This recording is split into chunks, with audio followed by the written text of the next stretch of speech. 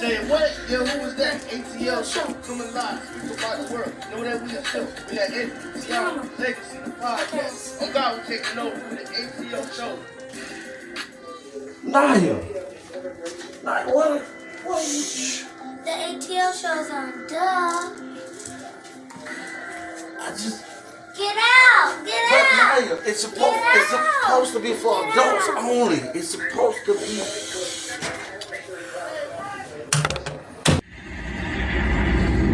ATL, they're back. It's my time again. Anthony, Tiama, T7, Legacy. They're back. They're the best. Let's get it. Season 2.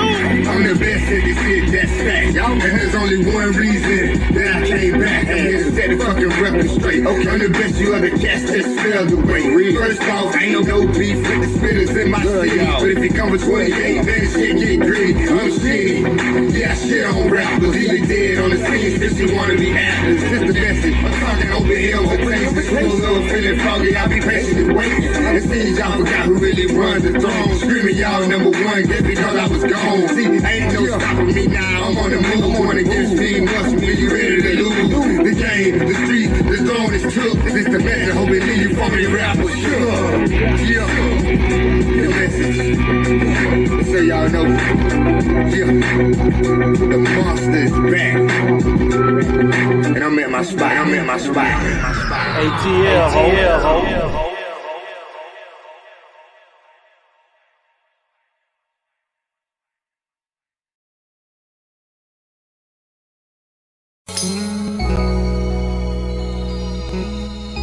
Just in Time Accessories. We definitely have the bling and everything in between. Just in Time Accessories. Tiama Copeland is your independent paparazzi consultant.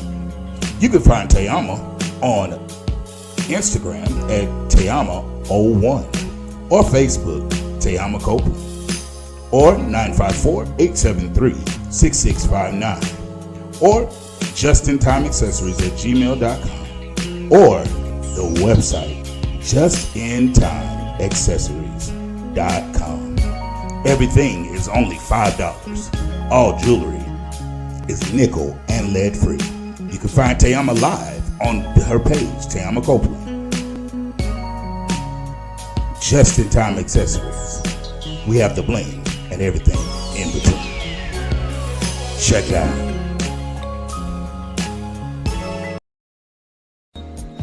D-Lowe's Notary Service. Don Allen Lowe is your personal notary public, serving the Dallas area. You can call 214-962-8275 or you can call the office at 682-200-9345. If you have any other inquiries, you can email dlownotaryservice1@gmail.com. Once again, that's D-Lowe's Notary Service. Don Allen Lowe is your personal notary public. Any notary duties that you need done, he will be able to get it done. D-Lowe's Notary Service. Check it out.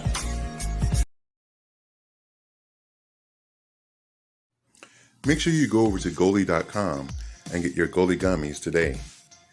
They have 3 selections, 3 choices to choose from. They have the apple cider vinegar, the ashwagandha, and new, they now have the superfruit.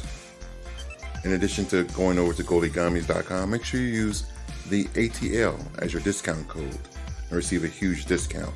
It supports the channel and the podcast. In addition to all of that, the gummies, they're a source of antioxidant. They have vitamins B9, B12, promotes general good health, helps improve your daily health, contains pectin, a source of dietary fiber, uses pectin as a natural prebiotic to support the healthy gut and immune system, includes the mother, a healthy strain of bacteria, antioxidants, and enzymes, mask the unpleasant taste of the apple cider vinegar. It's simple. It's delicious. It's Goli.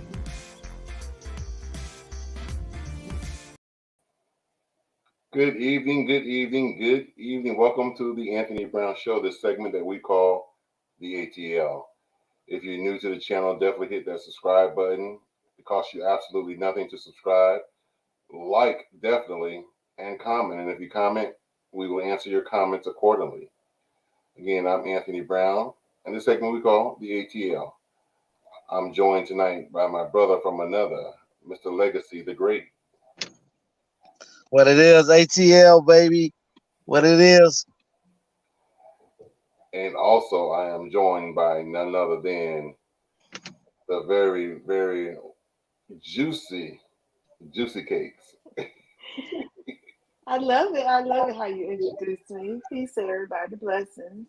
Very, very juicy. They're like Bubblicious. Juicy. Drive them crazy. And all the way from Texas, of course, none other than from the chill zone, the notary with the most, Mr. D-Lo himself. Oh, I'm glad to be back in the service one more time. It's been a while. One more time. Yeah. Just one more again. Yes. What say, Legacy? I was speaking to Darnisha. I told her what it is.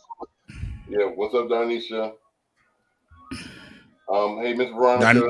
Darnisha said, hey, Legacy. Yes, she's gonna make sure she speaks to Legacy. Like he the only one on the panel. My lamb. Wow. That's how you're gonna do it, Darnisha.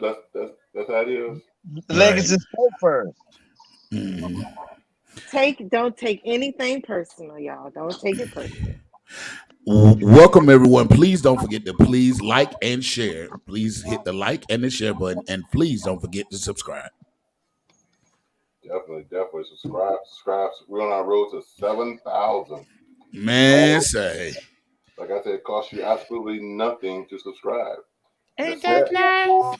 Okay, and the sad part is about 60% of our viewers watch every week, watch every show, and are not yet subscribed. So, what's wrong? You scared? No, shut my mouth and keep on talking. Yes, about 60 to 65% of our viewership, according to analytics, they view frequently, but have not yet subscribed. Oh Lord, freeloading. You get it for free anyway, but you really freeload because you ain't subscribing. Exactly, and it costs you nothing. It's a free subscription. Veronica Ortiz says hello to all. Hi, Miss Veronica. And Darnisha said, yes, I am. Hey, all of y'all. It costs you. Hey, Darnisha. Hit that subscribe button. Hit the subscribe button. Yes. Hit that subscribe button. Ain't that nice? And one more again. Hit that subscribe button. Ain't that blessing? It costs you absolutely 0 coins. You know I love you, Uncle Tony. We go all the way back, Darnisha said. I love you too. Mwah.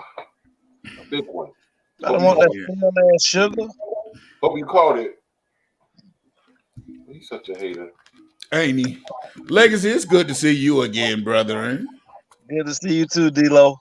I know it's been weeks. Brother been working. Yeah. But it's all right. I'm going to find him in there. How do you like working? I'm not anymore. I got let go. Oh, my goodness. It's something I can't help. And I think it's about health and health-wise. You know, with fibromyalgia, I also have, chronic fatigue and also no-grade narcolepsy. So I fell asleep on the phone. It's something I couldn't help. Yeah. So I'm not upset. It's something I couldn't help. Yeah. 2.5 minutes. They got a call with me. 2.5 minutes just breathing on the phone. Huh? Was the customer on the phone? No. I had got their voicemail. The automatic dialer dialed it, and it got their voicemail. and I was on their voicemail for 2.5 minutes. They called corporate and said, "Why is somebody breathing on my voicemail for 2.5 minutes?" Right. They thought it was a sex line.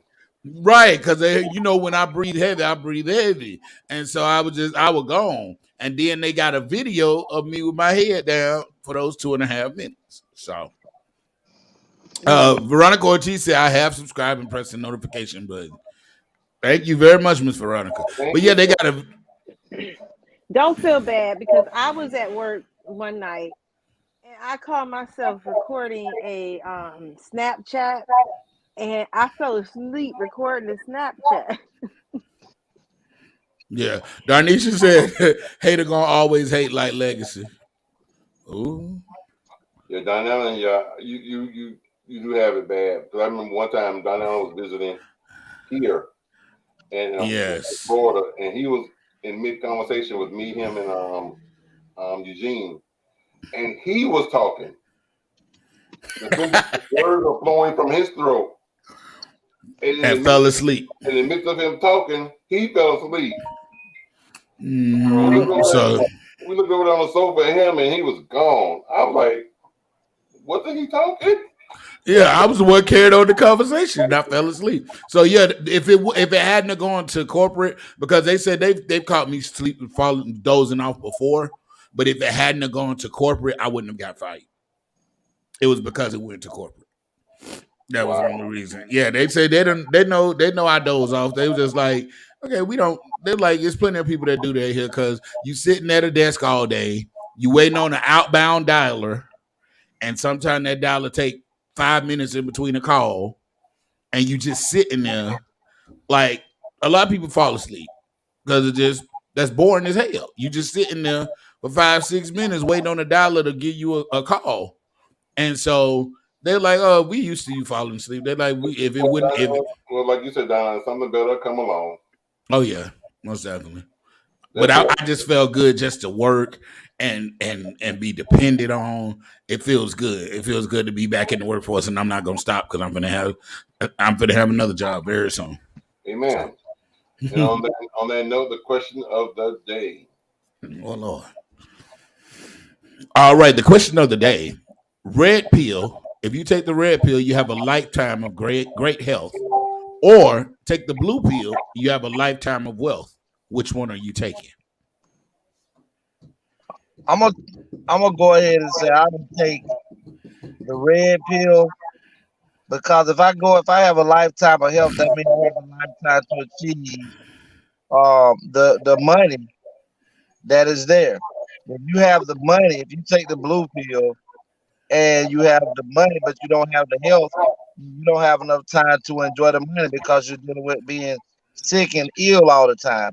So I definitely would go ahead and take the red pill and keep me healthy and give me more opportunities to obtain the money that's out there. I hadn't even thought about it that way, because I was thinking in reverse. I was thinking the opposite too. I was thinking taking the blue pill so I have enough money. So whatever's wrong, I can pay and get it fixed. Right. But now that you're saying legacy, I'm thinking about it as you're saying it, and it's not frequent that you get me to switch over and can see it their way, because right. My brother got a point there. Go ahead, Juicy. I would take the blue pill for the wealth, because in my experience, it costs, and I would prefer to be able to have all the means of financially necessary so that I can make sure I do what I need to do to be healthy, like making the better choices and selection of foods and clothes and products for me. You need that wealth in order to do it, and that keeps you healthy. Right. So like, but Juicy, there are plenty of people that got wealth and have terminal illnesses, and that wealth does not save them. That's not me though. Like I'm a person who has great health, but I struggle with that money to have at times to keep my great health maintained. And if I had the wealth, I would not have to worry about it. But I'm the one who If I had the money, I can help you and I be healthy. The way that I'm looking at it is they're giving us two options.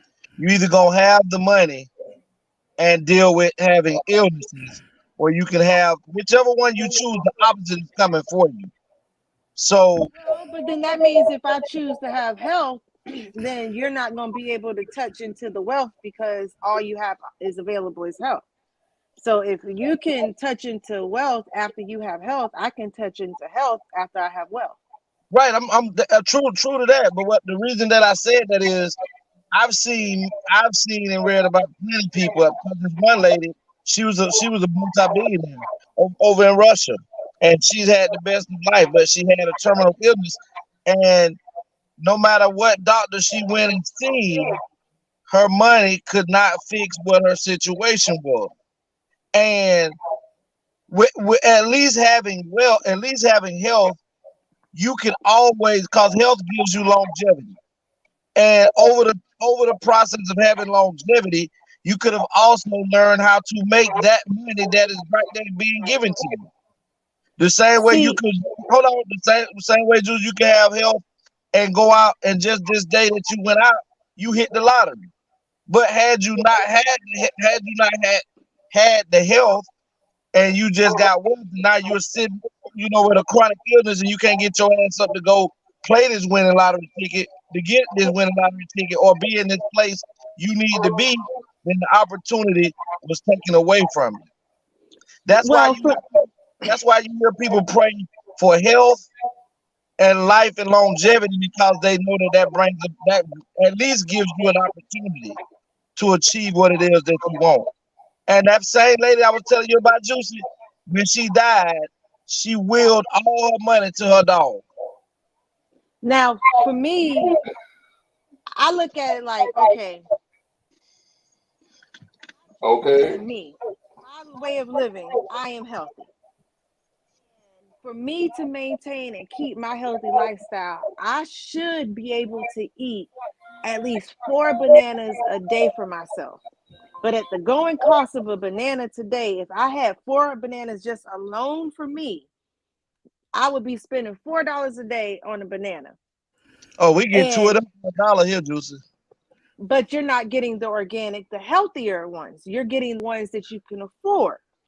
So if I had the money to pay for the better quality of food, you get the ones that are $1 a banana, not $2 a banana. Well, I only buy Chiquita, and that's top brand. That just is name brand, but it's not top brand. I worked in it's not organic. back in 2000, and they do carry an organic line because they double dip as a company. But they have a plant inside where they have gases that chemically produce a chemical gas over the banana, so the shelf life keep them at a certain color while they're underneath a UV light. And once they leave the store, they go into yours. The browning process starts. I was over that account, and that was back in 16 years ago. Okay. Before people were going organically frantic, and we need this and we need that. I've been eating organic bananas for at least 18 years or longer, because I know they are doing that with the bananas and the chemicals. I will not get a regular banana, and I will not eat it. So to maintain my lifestyle, I need wealth. Right. Keeps me healthy. Okay. Right. Whatever that lady got going on, and she's going to the doctors, I'm not going to the doctor. I need the wealth so that I can buy my own MRI machine and do what I need to do home. I need wealth so I can take care of myself. I got you. I do know for a fact it is it's expensive both, because if you have the body ailments, the sickness, and the pains, and the high blood pressure, the diabetes, the rheumatoid, the fibromyalgia, now you're spending. It's still expensive, because guess what you're spending money on? Medications and your health needs.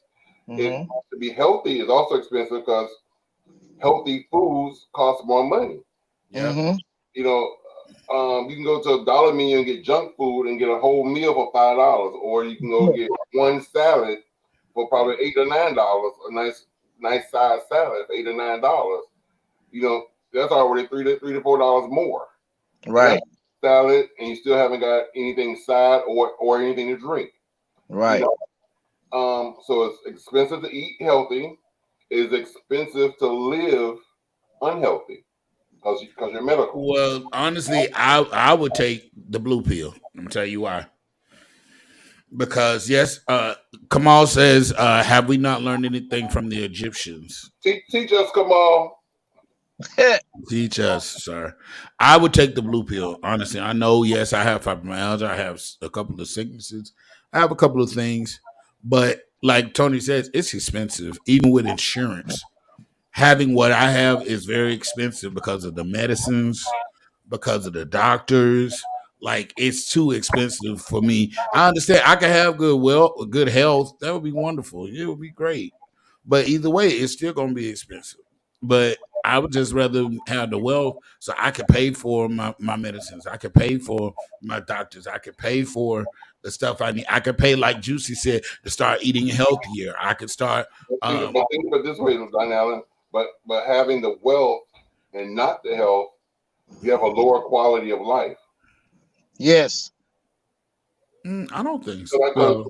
The reason why I'm saying, because even when you have $1 million or $1 trillion, let's say you still got fibromyalgia, for example. So you're still going to have body aches and it's still going to attack your muscles. Right.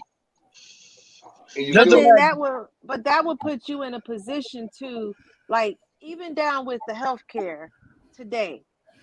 Healthcare is based on how much people are spending in it. Medicaid recipients do not get the best healthcare as a person who is paying privately for their insurance and they go out. I beg to differ on that. I beg to differ because I did medical billing. I get full disability myself, and I get Medicaid. When you were talking, I stopped talking. You beg to differ, but while I'm talking, I'm not begging and I'm not different.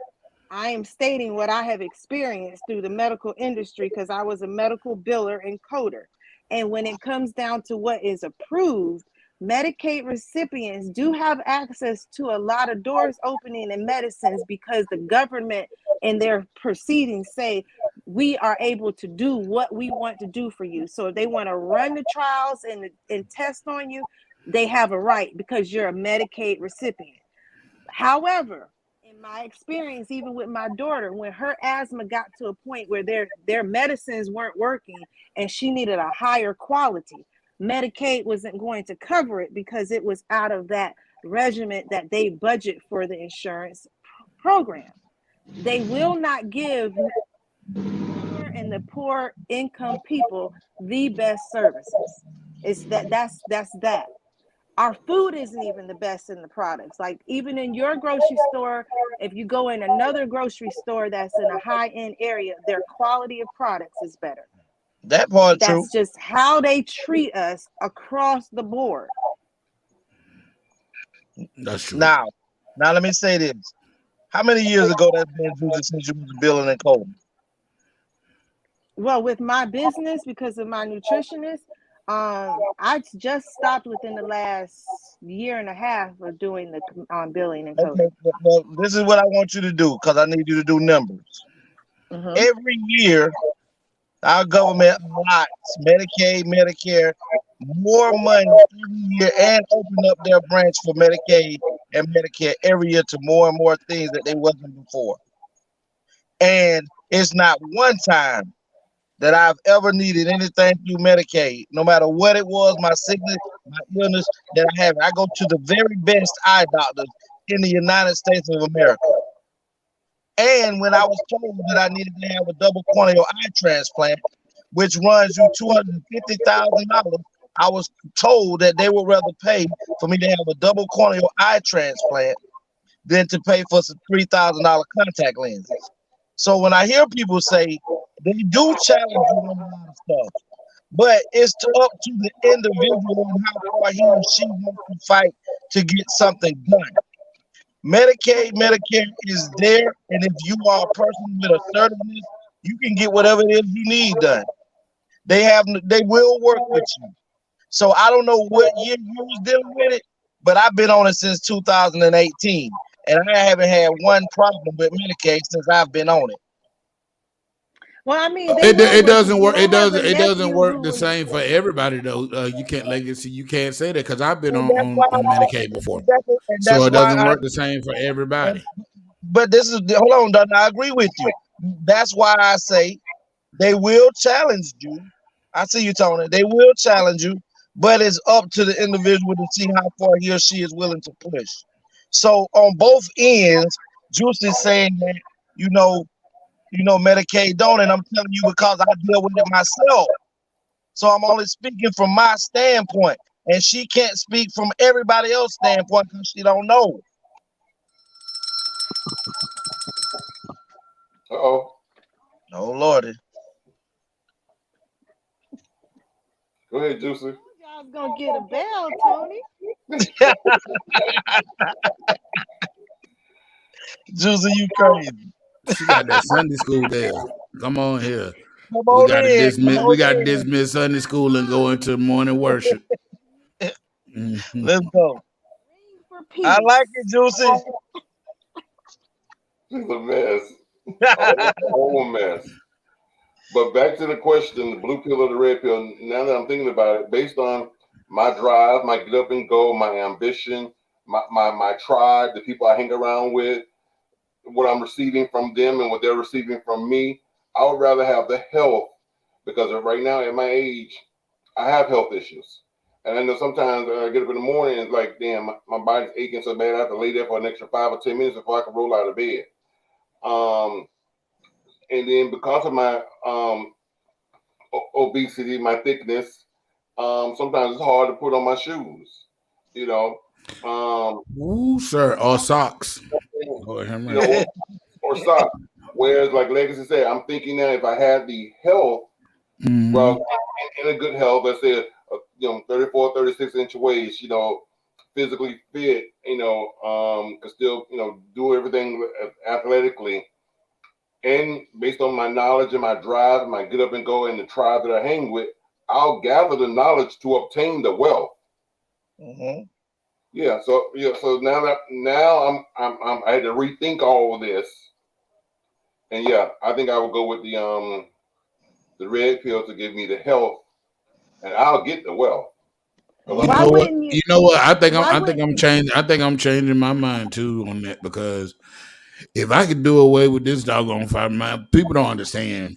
Fibromyalgia is like, I would say it's like multiple sclerosis light. That's really what it is. It's constant pain. If I could get rid of this and have it gone and not have to get up every morning in total pain, crying because I'm hurting that bad, oh yeah, I take the red pill. Give me the red.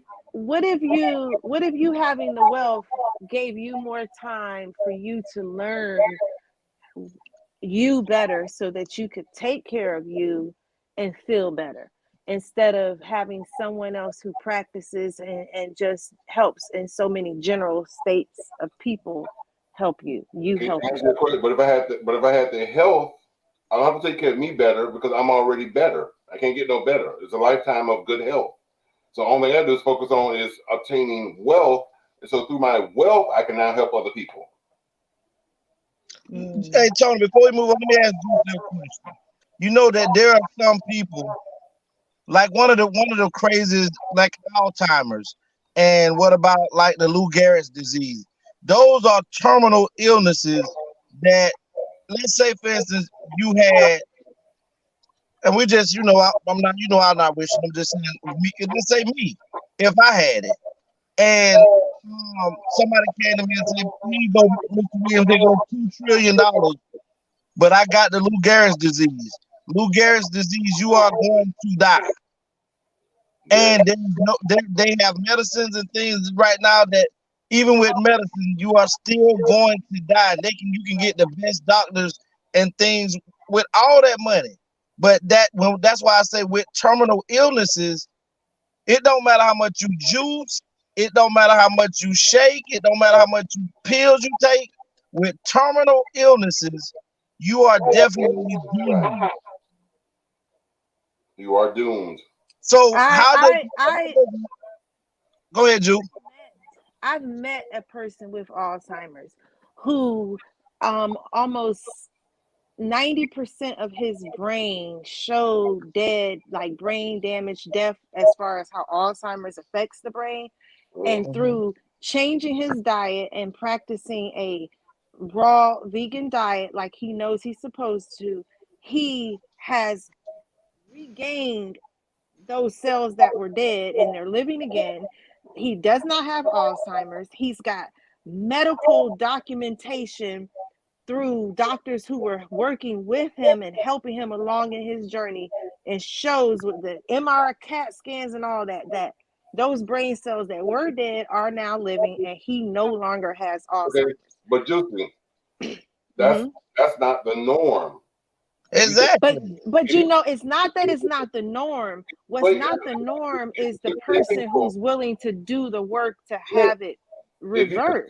If you took 10 people with the same disease that we're talking about, that's a terminal disease, and all 10 of them did that, what you're talking about, because most of them probably can't afford it. Because again, to eat healthy is expensive. So out of those 10 people, some aren't going to do it because they just can't afford it. So out of that 10, let's say 7 die. Now, what if those 7 who died were the ones who couldn't afford it? Exactly. So now, what if those 10 took the red pill and had perfect health? That's 10 living. But if the 7 who took and they could afford it, then they would be living too, because now they can afford to live.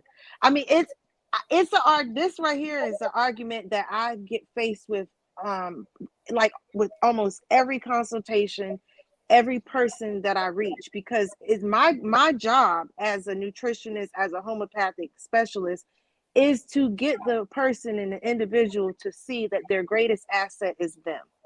That the one that they need to make the most investment in is in themselves, not the business, not their shoes, not anything else but them. And once they secure their well-being and make their wealth, health is your wealth. Like your health is your wealth. If you don't have the greatest health, you're poor. That's how I see it. Then you're making the point, love, that health is wealth. So I have not denied that, but again, for the cost that I know what it costs in order to be healthy, as well as wealthy, because health is your wealth, I would choose to have wealth. Like I have 5 children and I have chosen to raise them in a healthy lifestyle. It costs us, say, $5,000 a month for me to maintain our way of living. I gotta bust my ass to come up with that money to secure for us to do it. Now, if I was already wealthy, I wouldn't have to, and I could still be healthy because I already know how to do it. But I have the money to keep on. You know what I want you to do for me, Juicy? I would love for you to see if you can reach out to that individual that you just was talking about, and let us interview him to see if he'll come on and interview on the podcast, so that, because we've already interviewed somebody like Miss Veronica Baines, who was told of having a terminal illness and stuff, and you actually interviewed her too. She's a living, breathing, walking billboard for what health does, for having great health would do for her. So let's see if you can reach out to that gentleman who you said was 90% up out of here, and because he started eating some apples, oranges, and bananas and kumquats, and eating all organic food, some seaweed, seaweed and raisins. He eats some salmon. He eats he uses ghee, so that's a animal fat. There are things that are a better quality that you could choose. So I want to say it's not all completely vegan. He had gone through different transitions. I'll express that too, but he learned what it takes. He would be more than willing to come on the show. Now I would have to say this. This is an older white man who is probably in his 70s. have to change our to talk to him. No, Well, I what we mean, Would definitely be willing to. what we could do, we could interview him and record it, and then because we probably come on too late for him, and he's probably already in bed at 9 or 10 o'clock at night. So we could yeah, do an interview and record him, or you could do an interview and you can record him, and then give me the video, and then on the show we could play the video. right. Okay. Yeah, because he's a part of my spokesperson for my Plant Pure Pod. And he speaks all the time. He'll come and do seminars and speak and share all the time, because that's part of our movement, is to be the example. Just as Miss Veronica, I was thinking about her today, and when the lady said hi, Veronica said hi, just how she's doing. I not worry, but wonder how she is and everything. But I had a friend who had scleroderma like her. I helped her with her scleroderma. When my friend went into hospice and hospice felt like she was not going to make it, she was in hospice for months on surviving on her and what she had been doing the months before naturally that were sustaining her. And it sustained her well longer than they expected, because at hospice she was supposed to go at any time. And she was in there a couple months on just eating healthy, not in hospice, eating healthy before hospice. Speaking So of Veronica, she's actually looking. She's trying to reach out to you. She had called me a couple of times and wanted your new number, and something she's trying to do, but she wanted to talk to you. So I'm just letting you know that Veronica is looking for you. okay. I'll probably text her number in the private chat so you can reach out to her. I don't know if you still have her number. I'll have to look and see. I remember saving it, but either way. Okay. Either way. Mhm. Okay. So I'll say be whatever you're supposed to be. And if wealthy is your calling, that's your calling for then, and then you're gonna get your health. Then long as we here together, let's do it. Because I need you to might need to feed me one day if you're wealthy and I'm just healthy, or I'm wealthy and you just healthy. Either way, But let's just do what we gotta do to be here. I hear that. For sure. And on that note, Dear ATL is a segment of the show where you, the viewer, can write in and tell us about what's going on in your life. And we will read your letter and respond to your letter live here on the air. So if you're experiencing relationship problems, best friend disputes, baby mama, baby daddy drama, marriage issues, church hurt, church issues, and many, many more, send your letters to theanthonybrown@gmail.com.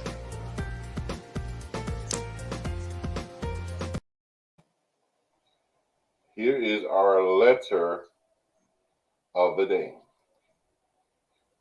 Okay, subject, cultural misunderstanding.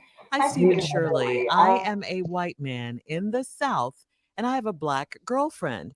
I admit I love black women, especially ones with some meat on their bones.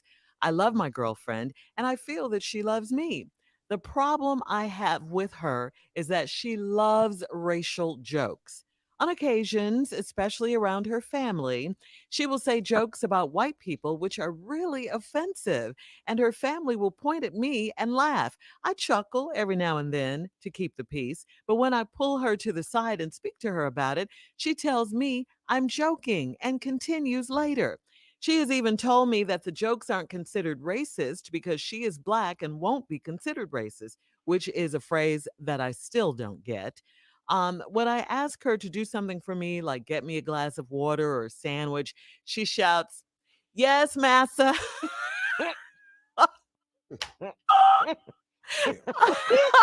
Can't ask her nothing. Oh, her attitude. I haven't said anything bad about her, and I take care of her and her kids. It doesn't seem like the racism will stop. So what should I do? Listen, I'm not.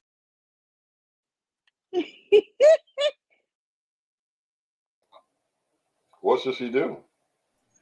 What should he do? What should he do?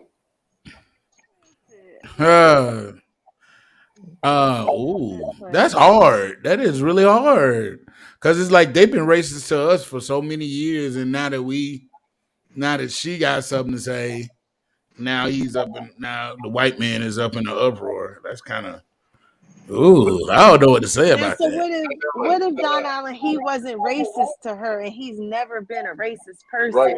So to him, this is like a low ball for him because that's not him. He's taking on someone else's fault. But I feel you too, like I just feel those like it's people that the did it chickens come. all these I just feel like it's the chickens coming home to roost. I really do. I'm not. I disagree because, like I said, nobody you can't control who you fall in love with, and once you fall in love with a person, that's the person you should be respecting. And if she chose, although she's black, and she chose to sleep with and fall in love with a white man, she should respect his feelings all day. So it has nothing to do with society or they did this in the past and we did that in the past. You're now in that situation where now you're in love with one of them. So do you continue disrespecting them and being racist? No, So then on I was that, just, the way you I was put it, just, I on was that just point, joking about the Tony, no, chickens go. coming in. No, I was just joking.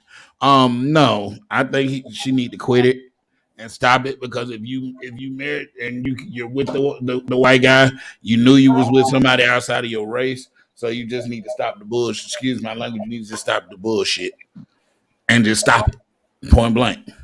You, your family, because it's total disrespect. Because your family is sitting up here laughing at the man. It's like, and they all pointing like, if I was him, I would have been left her ass. I'm like, listen, y'all do this shit too often. Y'all do it too much. I'm out of here, dude. But there's a saying that love hides a multitude of faults. So although he's in love with her, ain't that much love in the world. Sorry. I think that choice definitely I would go for the disrespect. Yeah. Like I see the two sides of where she's coming from. If she's not seeing this as disrespectful and she might just see it as comical. And growing up, you know how people used to pick and say your mama jokes and all that? She might have just been brought up to be a picker, a person that just always making fun of somebody. And it's not being mean, it's not disrespectful, it's just her character. Once he realizes that he can't deal with her as a person, that's where he probably should be like, I think I need another relationship. But if how you're saying the love is there, he want to oversee it. If she not gonna change her character, then he's got to stop taking it personal. Mm-hmm. Because he can't put himself. He know he ain't master. Right, because I know I have a cousin like that it will score on everybody, and that's just how he was brought up. And it's not that he trying to be mean or be rude or be evil. That's just how he was brought up, scoring. Like, I'm gonna score on you. I'm gonna score on you. Like, that's what he do. And so he's never trying to be disrespectful, and he'll tell you straight up, "Yo, I'm not trying to be disrespectful. I'm not trying to be rude. That's just what I'm used to doing." And then sometimes, people, just because people are used to doing things doesn't necessarily mean they need to continue doing those things. But like she said, some people are just brought up doing it. Like they brought up in a family that does the dozens, or a family that scores on each other. She may have been brought up. I want to add to that, Don Allen. Well, sexual harassment and disrespect is based on the receiver, right? Not the giver. It's a perception, yeah. It's based on perception, right? So if Legacy tells Auntie Adrian, "I feel that you're being disrespectful and stop disrespecting me," and she said, I didn't disrespect you. He said, "Yes, you did. This is what you said, and I found that to be disrespectful." He's pointing it out to her. So at that point, her responsibility is to say, "Oh, I'm sorry. I didn't realize I was being disrespectful. I'm sorry. I apologize, and it won't happen again." Vice versa, if this husband and wife team couple, if he's pointing out to her, "Baby, I find this and this and this what you're saying, or what you and your family is saying and doing to be disrespectful and not and tasteless," she can't say, "Oh, it's just a joke." No. At that point, it's no longer a joke. Because he's pointing out to her. So she needs to change what she's saying and how she's saying it and what she's doing. Right. Well, for me, I think that, like Don Allen said earlier, that was a choice that when she made the conscious decision to be in a relationship outside of her race. Right. So when you decide to date outside of your race, knowing the heritage, knowing the trauma that these two races have been between one another, and you make that decision that okay, we're gonna be together. I feel like she's a very disrespectful person, and from the way that he feels, it's not something that happens far and few in between. It happens all the time. Yeah. Time we're around, so that means by me being the only white person there, you're talking towards me. Yeah. And So your whole family is picking at me. Yeah. Right. So and then on top of that, the person that you love and that you're loving is also on board with the disrespect. Mm-hmm. That's like you having a woman and one of your cousins call your woman or your significant other a bitch. As a man, I have to handle that. Yeah. If I do not handle that, it changes the dynamics in my relationship with my woman.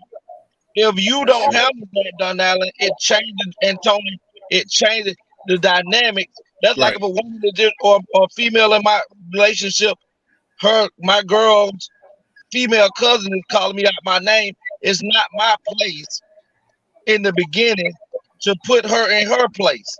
It is my chick's place to put her in her place. Yes. Especially if it's her family. Exactly. So that you know, listen, not only are you disrespecting him, you're disrespecting me because you're causing him or her to feel a certain type of way. Adrian said, hi, everyone. Hey, Adrian. And I just feel like there is nothing comical about or funny or joking when someone is hurting behind you. And then the constant calling him master. That shit ain't funny. Well, that ain't funny at all. He ain't trying to be your master. He's just as a husband asking his wife, "Can you fix me a sandwich?" That's normal. Now, what if this is how he made her feel? That the tone he said these things made her feel this way, and she was just calling him right because we haven't heard her side of it. Right. Hold on, I'm gonna juice it. I hear y'all say this all the time. What if this? First of all, she's a black woman.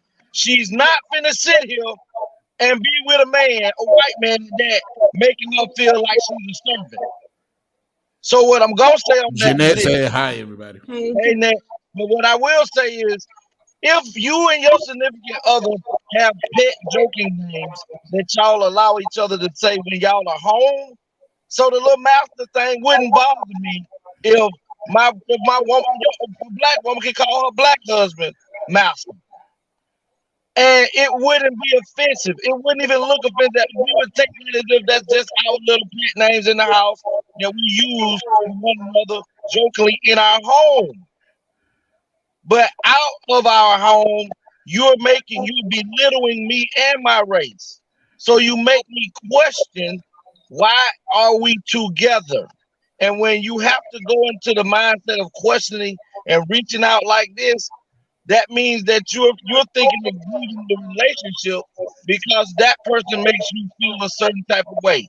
And you shouldn't feel a certain type of way or feel alienated due to the fact that the person that you're loving is making an ass, is being an ass and disrespectful to you, your mother. Because see, when people don't realize that's just like when you say something about Jewish people, the whole Jewish community attacks you. Mm-hmm. Because they do not look at it as if you attack one person. They look at it as if you are attacking their whole entire community. And black folks do the same thing too. Soon as you call one of them nigga, if a white person or a Jewish person say nigga, you didn't just call that one there nigga. You called everybody who done died 2,000, 5,000 years ago that were black niggas. Mm-hmm. So with the same respect, that's just like at the job. I'm watching two of the black dudes that work with me hold a conversation, and they're so comfortable with saying the word nigger to each other, and there are other Hispanics and white people around, and I was boiling in the inside. Well, when we got by ourselves, I said, y'all two, let me explain something to you. Do me a favor. Let's not use the word nigger around these people, bro. Because see, right now, what y'all do off the clock, that's fine. Y'all can call each other what you want to call each other. But when you in the presence of these people, you give them the opportunity to feel like it's okay to use that word. And then you're gonna want to knock their head off when they come out their mouth, and they're gonna be justified about saying it because that's how you claim to be. Right. I agree. Veronica says you guys are all speaking on truth. All that joking is not for the outside people. It is far behind. It's for behind closed doors, and it all has to do with growth between you and your significant other. I agree. Jeanette said if it's allowed If it's inside, allowed inside, wow. different outside. Disrespect is there. I agree that the master part and all that is disrespectful. Even if she wasn't speaking on the slave terms, but to call a grown man master is a underage when you use it in even in salutation, like Mr. and there's master, and that master means the person hasn't reached the age of 18. So no grown man should be being called master, period. So I it's ignorant, it is disrespectful, and it's distasteful. I agree with that. My whole thought was he needs to find a different relationship because the one he's in is not the one for him and his manhood of who he is. But then to have the joking. You know what I was thinking? Prior to them marrying each other, they dated. So she showed you who she was in the dating process. Mm-hmm. So did she not act that way during the dating process? Well, Tony, sometimes and this is something that and I'm pretty sure Don Allen and Juicy can probably attest to this because both of these, Don Allen is married and has been married, and Juicy has been married before. Go ahead and read that, Don Allen. The reason why I say that because the person you're fighting with and your family wants to fight that person, you still going to go home with that person. Amen. Correct. But saying this, thanks, Mr. Veronica. I'm saying that people tend to change and show who they are once they've gotten certain things in the relationship. That's just like if a man only want to have sex with a woman, or a woman just want to have sex with a man. We're always going to put our very best foot forward until the mission is accomplished. Wow. And as you be more and more into the relationship with that person, especially like most men say that they got more pussy from their woman being unmarried than when they got married. That the sex life changes once the woman gets the ring. I can name off 5 dudes right now that are married right now and saying they wish that it wasn't married because they was able to do all type of freaky stuff to the woman before they got married. But as soon as she got married and had one child, then it's about, no, I don't want to do that. Listen, that's crazy. So it's a possibility she never did show this side of her until once she got married. I know somebody who was very, and I know it's a little disgusting, but it was very, him and his girl was very freaky. She used to like to mess around him with a dildo, and he liked it. But soon as she had another baby, now she's saying, we not finna do that no more because that's too freaky. We not finna do that no more. But what happened? And then when they got married, now she's saying, we not finna do that no more. We're gonna stop doing that because we don't want. We want an example for our kids. Like the kids ain't got to know y'all was dildoing. What the hell they got to do with the kids? The kids ain't got to know you bending daddy over with that old 10 inches. Oh, the kids ain't got to know you were bending daddy over with that strap. They ain't got to know nothing about it. Right. But what the problem was, and I'm gonna be honest, this is before I got married. What the problem was, because she wasn't doing it no more, guess who the husband came to? somebody, another man. Another man. No, Because we got she to stopped doing it. just sat back. Yeah, because she stopped doing it. Because she's now that they done got married, all of a sudden it's too freaky now. It's too freaky to do. So instead of just being dildo by his wife, now he going seeking an actual man because now she's saying that it's too freaky and it's too nasty now that they done got married. And then they don't even hardly have sex anymore. And the sad part about the letter though is that this person takes care of you and your kids.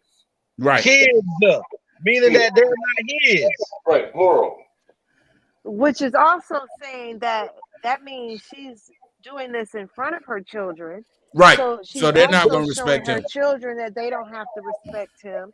Right. And they can treat him in the same sense. She's also setting up a stage of them being oppressed and inferior to a white man and thinking that they have to serve this white man in this manner because that's what she's doing. So she's ruining it all across the board.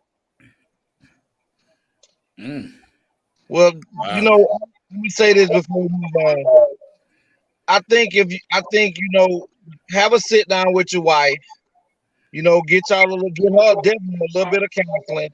And if she doesn't change after going through counseling, then just counsel the bitch. Yeah. Wait, are they married or just dating? I thought they were dating. I thought they were married. Yeah, I thought they were married, but first, Juice, I thought they were dating too. But Juice, the question the statement that I made, Juice, can you or Donnell attest to the fact that once people do get married, a lot in the relationship, I've never been married. So can you? Oh, hell yeah. That the things that you used to do, hell yeah, stop to a degree. I wasn't that person. We used to date more. We used to go out on dates. We used to spend time, everything. And he was working then. So it wasn't like, oh, just because he's working, we don't do those things. No, he was working then. We used to, I ain't gonna lie, we used to knock boots all the time. That is a no-no. That is if it happens every other week. My color purple boy's eyes married now. Right. Look. If I get the draws every other week, that's a blessing. Every other week. So 3 weeks. Yeah, 2 to 3 weeks. If I get it every 2 or every 3 weeks, I'm good. And not once, not twice, just one time. If I get that one time, look, I'm lucky, and that means that I have been blessed in it, and the blessing has fell upon me. Amen. But before we got married, we used to do it 2 to 3 times a day, every day. Before we got married. And on that note, go ahead, Juicy. I was saying my relationship when I got married, I made certain that things weren't going to change. So I kept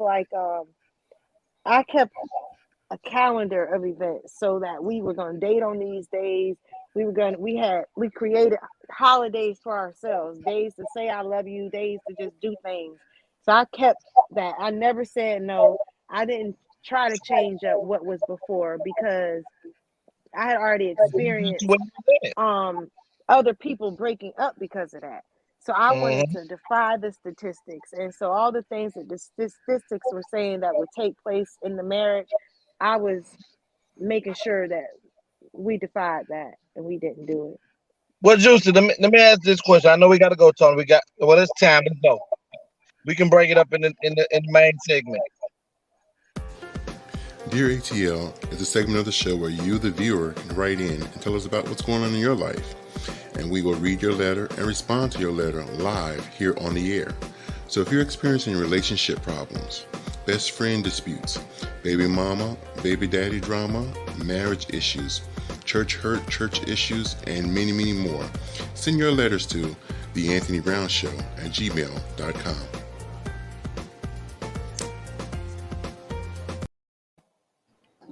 Topic on tonight's show is let's talk about sex. Why are so many men missing out? So the reason I came up with this topic, I was watching my boy Craig and Derek J. They have a YouTube channel called Gay Like Me Conversations, where they're trying to bridge the gap between the gay world, the LGBT community, and the straight world. And they talk about topics that are not just gay related, but straight related as well. And on his last show that he did on his channel was called Let's Talk About Sex for the ladies. So since he did a show and it was catered basically to the ladies, but the topic was so intriguing to me, Jeanette said, we'll talk about it on the After Dark show. Okay. I found the topic to be so intriguing. I wanted to bring it and show a portion of his show on our show in the topic matter. Now, if you got children out there, at this point, you want to put them motherfuckers to sleep. Damn. You want to put them to bed. You want to put them to sleep. Put a little shot in their drink so they can fall asleep. Because this subject matter is going to be quite risque. It's going to be nasty. Yes. So check this video out. And he had two guests on his show. One was a sex therapist, a straight lady, and one was a lesbian girl. There's a stud, and they interviewed both of them. And listen what they had to say, and then we're gonna talk about it. People think that asexual is like know nothing about sex. So what is asexual? Asexual is actually you have no desire to have sex. It doesn't mean that you don't have intimacy, that you don't have like longing to be with someone and a partner. It just means that you don't have the desire to actually have sexual intercourse. Well, that sounds so like you. There's nothing wrong. There's a lot of people who are asexual who rarely have sexual intercourse. And so there's nothing wrong with that.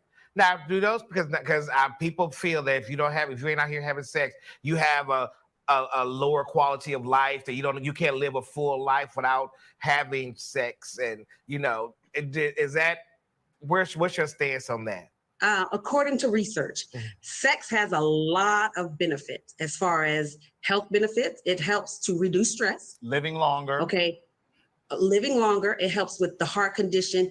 It helps to even increase the bond and the intimacy that you have with your partners, which can, cultivate a longer life. For me, and it's statistics, it helps to reduce headaches because I suffer from migraines.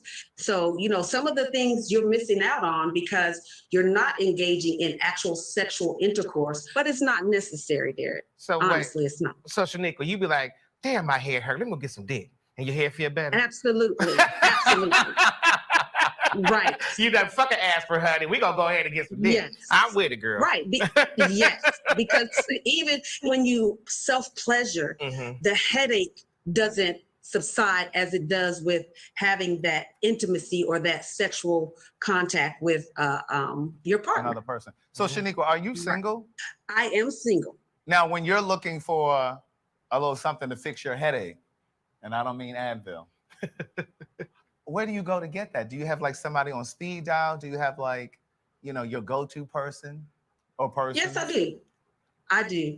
And I don't know, some people call it casual sex. Some people call it friends with benefits, whatever you call it. But right now, where I am in my life with my self-care, I don't choose to have a relationship. Okay. So I do have a person that I do call, or we can call each other that is mutual, that we can first talk about sex, because like you say, who wants to talk about sex?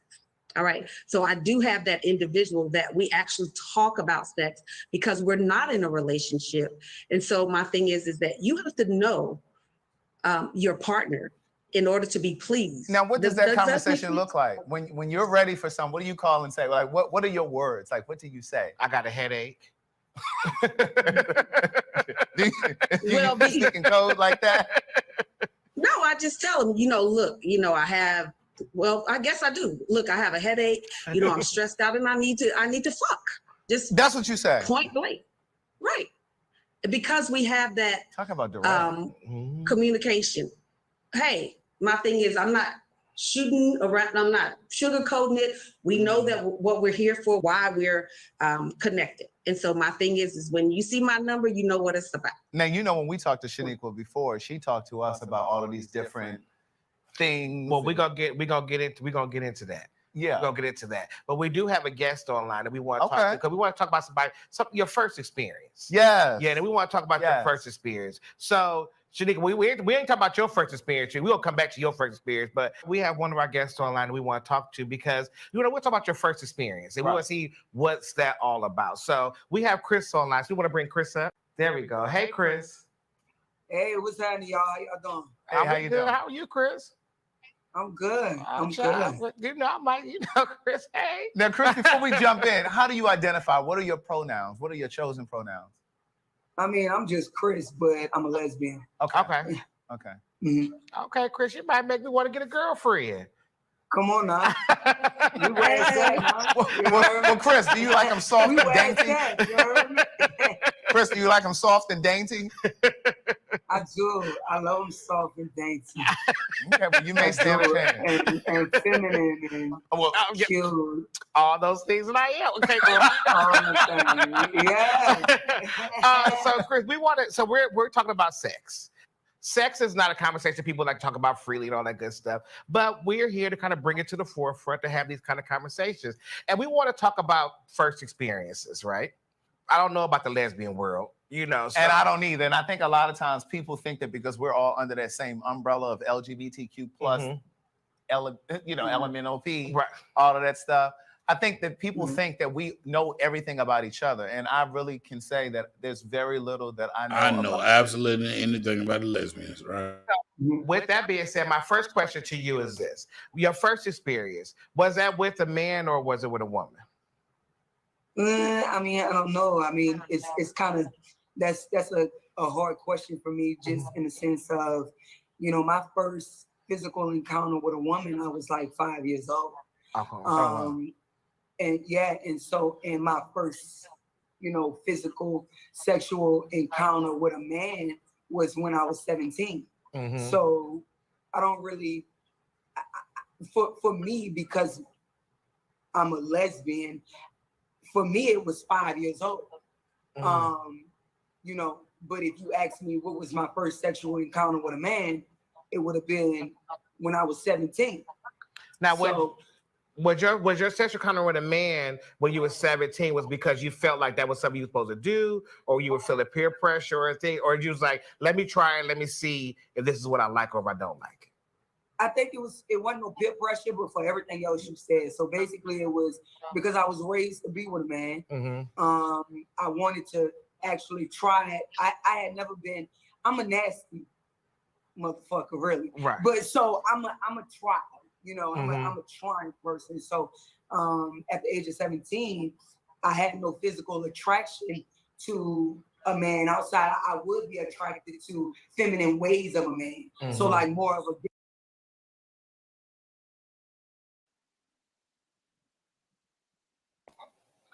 Okay. Unmute your mics. I'm unmuted. I'm unmuted. Okay.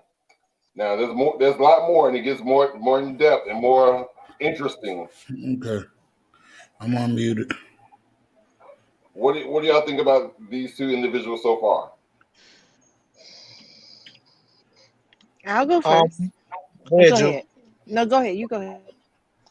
When you say far as the two individuals, you mean the two that are being interviewed?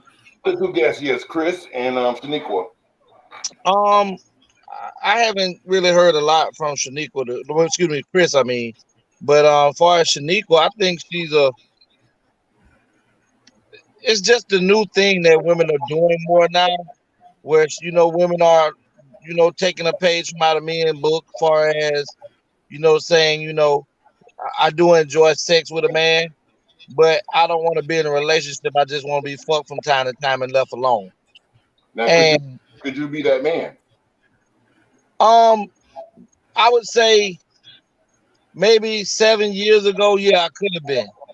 But I'm just to a point in my life where I would want to definitely be in a serious relationship, knowing that this is my woman, than to know that, you know, she just called me when she want me to put some dick in her.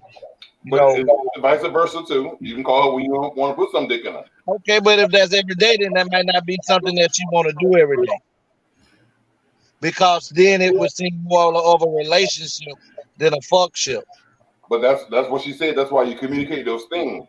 Right. But, you know, I love the fact that she liked to talk about sex. I like a woman that, you know, while I'm at work, or, you know, she going somewhere and she might be going over, and I can whip it out and send her a dick pic and she ready to come on home. Or, you know, I can text something nasty and she can text something nasty back without feeling like, you know, this is not the time. You know, you shouldn't be talking like this. I want a person who is more in tune with sex and, you know, doing things sexual, compared to a prude who feel like the only time sex is to be talked about is in the bedroom when I'm laying down in the bed beside you. No, what most people don't realize is those things that you do prior to sex is foreplay. So I couldn't even be with a woman who would make an excuse. Oh, well, I'm not sending a picture of my pussy. I didn't ask you to put your face in the picture. I told you to send me a picture of your pussy. I know what your face is. No face, no case, brother. You know what I'm saying? So I couldn't lock myself in with a woman. I tell her to go in the bathroom, baby. I bought you a nice lingerie set, and right. Tell me that I go do that, but I ain't taking no picture. You can see when you get home, bitch. I don't get home at 11 o'clock tonight. I'm at work. I want to see it now, so I can.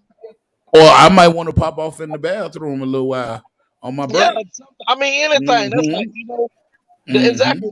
So I mean, I think when you're being, the more sexual you are, the more, for me being a man, and I can respect that lady for what she said. You know, it is beautiful to have someone who loves to do the things that you like to be done to enhance your, because like that, what's the old saying they say, Tony, what you won't do, somebody else will. Somebody else will do it. But as far as the lesbian young lady, I mean, I'm ready to dig into what she was talking about. I mean, she's one person. I can respect her choice now, because she has now said that, you know, she was molested at 5, and that she gave herself to a man. She never said she was molested. She never said she was molested. Hold on. How do you have sex? How do you have any intimacy? Listen to her story. It was 5 and 6 rubbing on boys' booties. No, that's not. And that wasn't molesting. But if she 5 and she had sex with somebody that was 7, she wasn't molested. Okay. Right. So when we get into it more, if they dig into it, let's say she say then that the person was 15 and 16. That's what I said. She wasn't molested, so that's what I said. Listen to her story.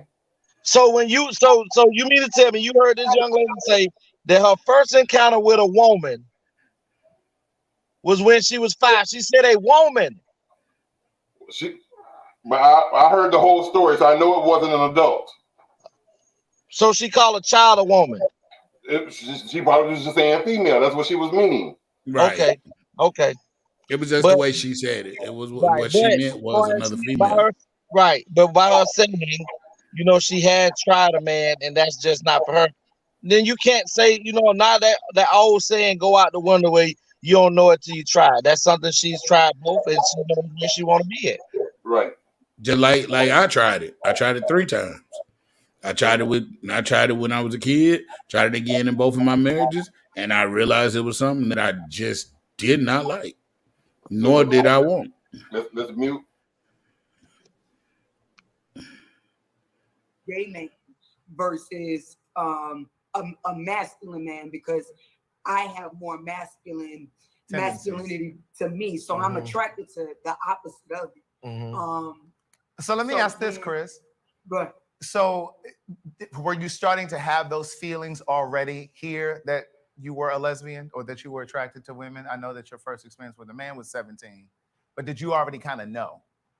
Yeah, I knew all my life. Okay. I knew from when I was real young. Okay. You heard me? I knew I was gay as hell. Right. You know. Did you ever have an experience with a feminine gay guy? Because you said you were attracted to feminine yeah, men. I told Really? you I'm nasty. So yeah. You So said she all nasty. that, you know what I'm saying? I didn't have a boyfriend. You understand what I'm saying? Because that was the only way it was gonna work out. You know, I don't mind. You know, with what we put out there in the streets is, you know, what we look like is what we look like. But sexually, I'm a real, you know, sexual person, and sexually, I'm an aggressor naturally. Mhm. So I have to be able to aggress for the most part. You know, So that sexually. leads me into my next question. So in this experience that you had with this gay man, were you the aggressor? Which yes, the answer is. So did you kind of like take control? And oh yeah. And was it a heterosexual encounter, or were you, or was he the bottom in the relationship? Nah, he was definitely the bottom. Oh. Yeah, he was definitely the bottom. And we was actually engaged, but I did that. It was pressure because I grew up having to be.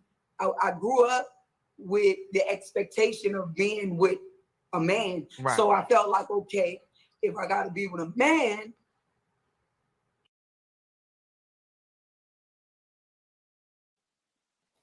Unmute. So Okay. she was giving him the strap then. So she was the man, and she was with the man, but she was the man in the relationship. So she was giving him that good old strap, that old strap-a-lap. She was bending that ass over. Wow. So her first encounter with a man at 17, she did a feminine man. Mm-hmm. She did him. Mm-hmm. So she So was she bending really him over. didn't experience sex with a man because, She has. She's gonna tell that in a minute. well, you know, like the first one, like Legacy was saying, the young lady, Shaniqua. I don't think that's taking a page out of a man's book and being. I think that's where we are evolving to feeling confident and comfortable with ourselves to know that we've been, I speak for myself as a woman. We done played this double-sided like game with men that we got to be one way and they got to be another way, but there's not an equal treatment of respect and love and adornment that's there. So women have gotten fed up and they're like, what they want is sex. Like she said, there's healthy attributes to having sex. So we still need to get our needs met, and we'll just have our needs met and have less headache and more peace of mind. Because having sex with men comes with like just a lot of headache, and vice versa for the man. Now, Juicy, could you be a woman of a certain way that says, okay, I need a guy that I can just call on whenever I need it? I at one point was like that with a guy. Okay. And then he got too clingy, and I was like, bruh, it's only supposed to be this. He didn't understand the assignment. Right. And like, no more, no thank you, no more. And secondly, like, you know, you said you got that thigh out and make him go crazy, so you must have put it on him too good. Baby, she had that good. She had that good snatch. To put it on him too good. I was just trying to enjoy it for me. People just let me get Juicy had that. Juicy got that juicy. Mm-hmm. Juicy got that good and juicy. Or can I say something about back to what Legacy was saying about, you know, in a relationship being sexual? Yeah, like I was saying, like we don't have sex that often, but we do a lot of sexting and all that. That does keep a relationship alive. We do a lot of that. Like I send dick pics and I get booty pics on the regular. So to my spouse, and it's something we do. We do nasty talk. When he on his break, he called me and talked nasty. Whatever makes it work. Whatever makes it work, right? Asked me to go on FaceTime and let him see me. And I'm like, no. And he says, well, if I was your husband, would you let me do that? And I was like, I mean, if you're my husband, sure. But I said, but the thing about being my husband is, because this was another part of what he presented. If he was my husband away at work on like a business trip, and he wanted me to send him the pictures to keep him straight so he wouldn't go out and cheat, like keep him satisfied, would I be willing to do that? And I said, yes, as long as everything that I needed at my home was met and I was satisfied. And he says, well, why do I have to meet and make you satisfied in order for you to satisfy me? And I said, well, if you're working and your whole work is to provide and take care of the home, but the home ain't taken care of, that means you don't have time to have fun. You have time to work. So why should I be entertaining you while you should be working, and vice versa? Is that wrong to feel like, as a wife, if the husband is not doing what he's supposed to do at home, you don't have to take care of their needs? Or should a wife keep taking care of the needs for the husband even though the home ain't taken care of? I'm gonna let Legacy answer that. That's a good question. I'm glad you did that.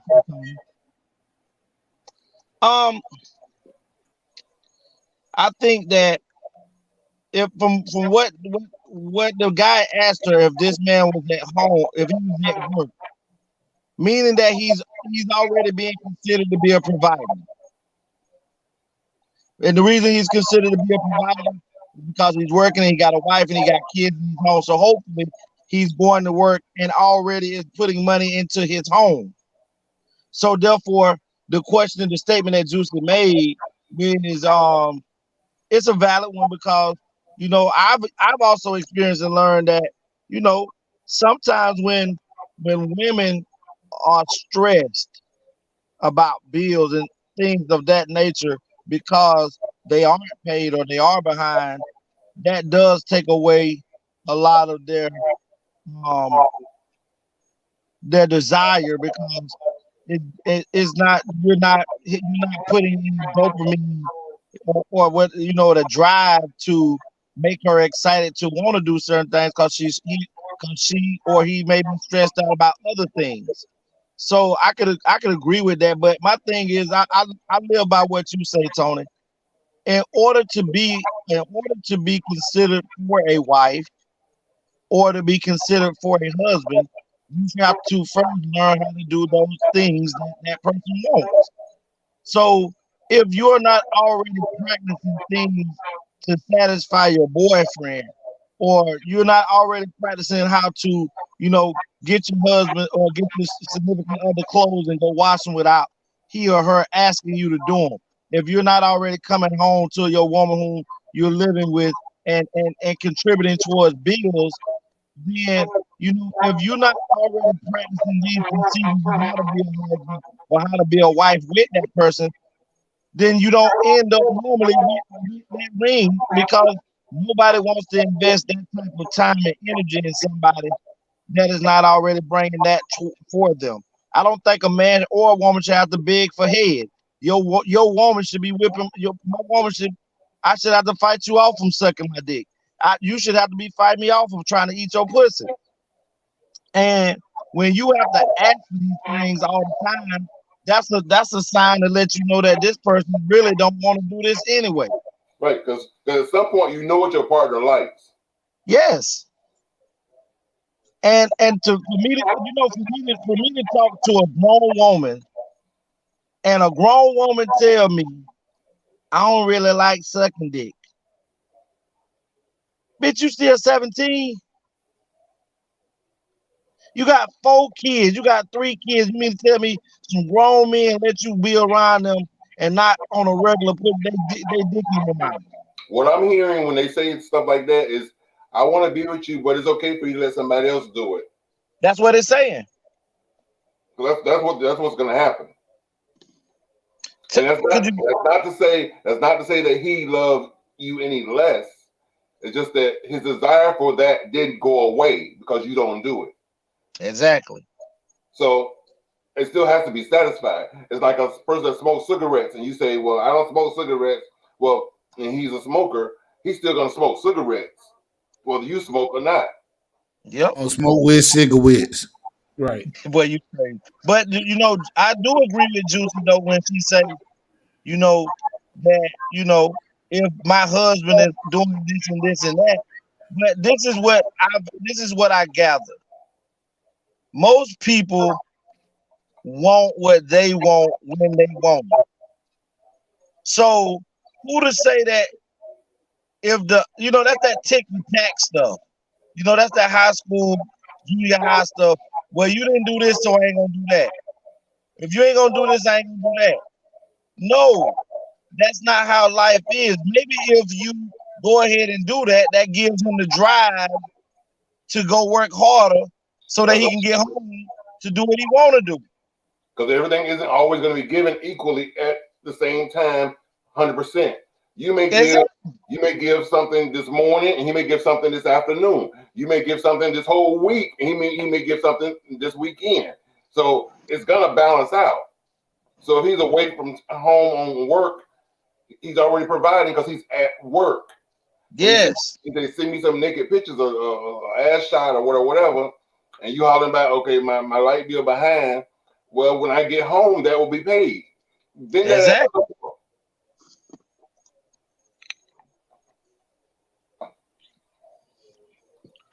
Mute. He gotta be able to be my woman, and that was the only way it was gonna really work. That's interesting. And Pause right so- there. If he was gonna be my man, he was gonna have to be able to be my woman. Did you catch that? I hope my mama watching this because mama is hope for me. I can still get me a girlfriend.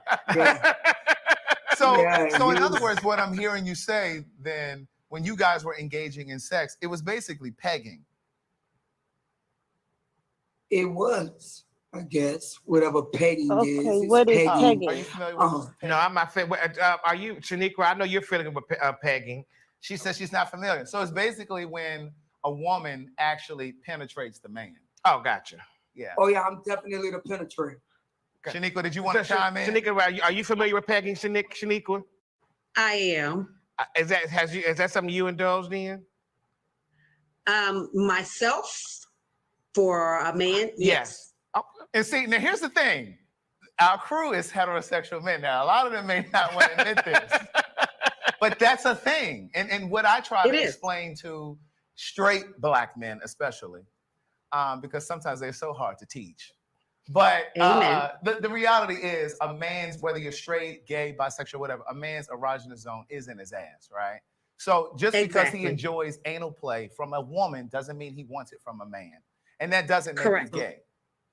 That's very true. And I just want to, I hate all of the limitations and the traditions and the expectations that are placed on, people.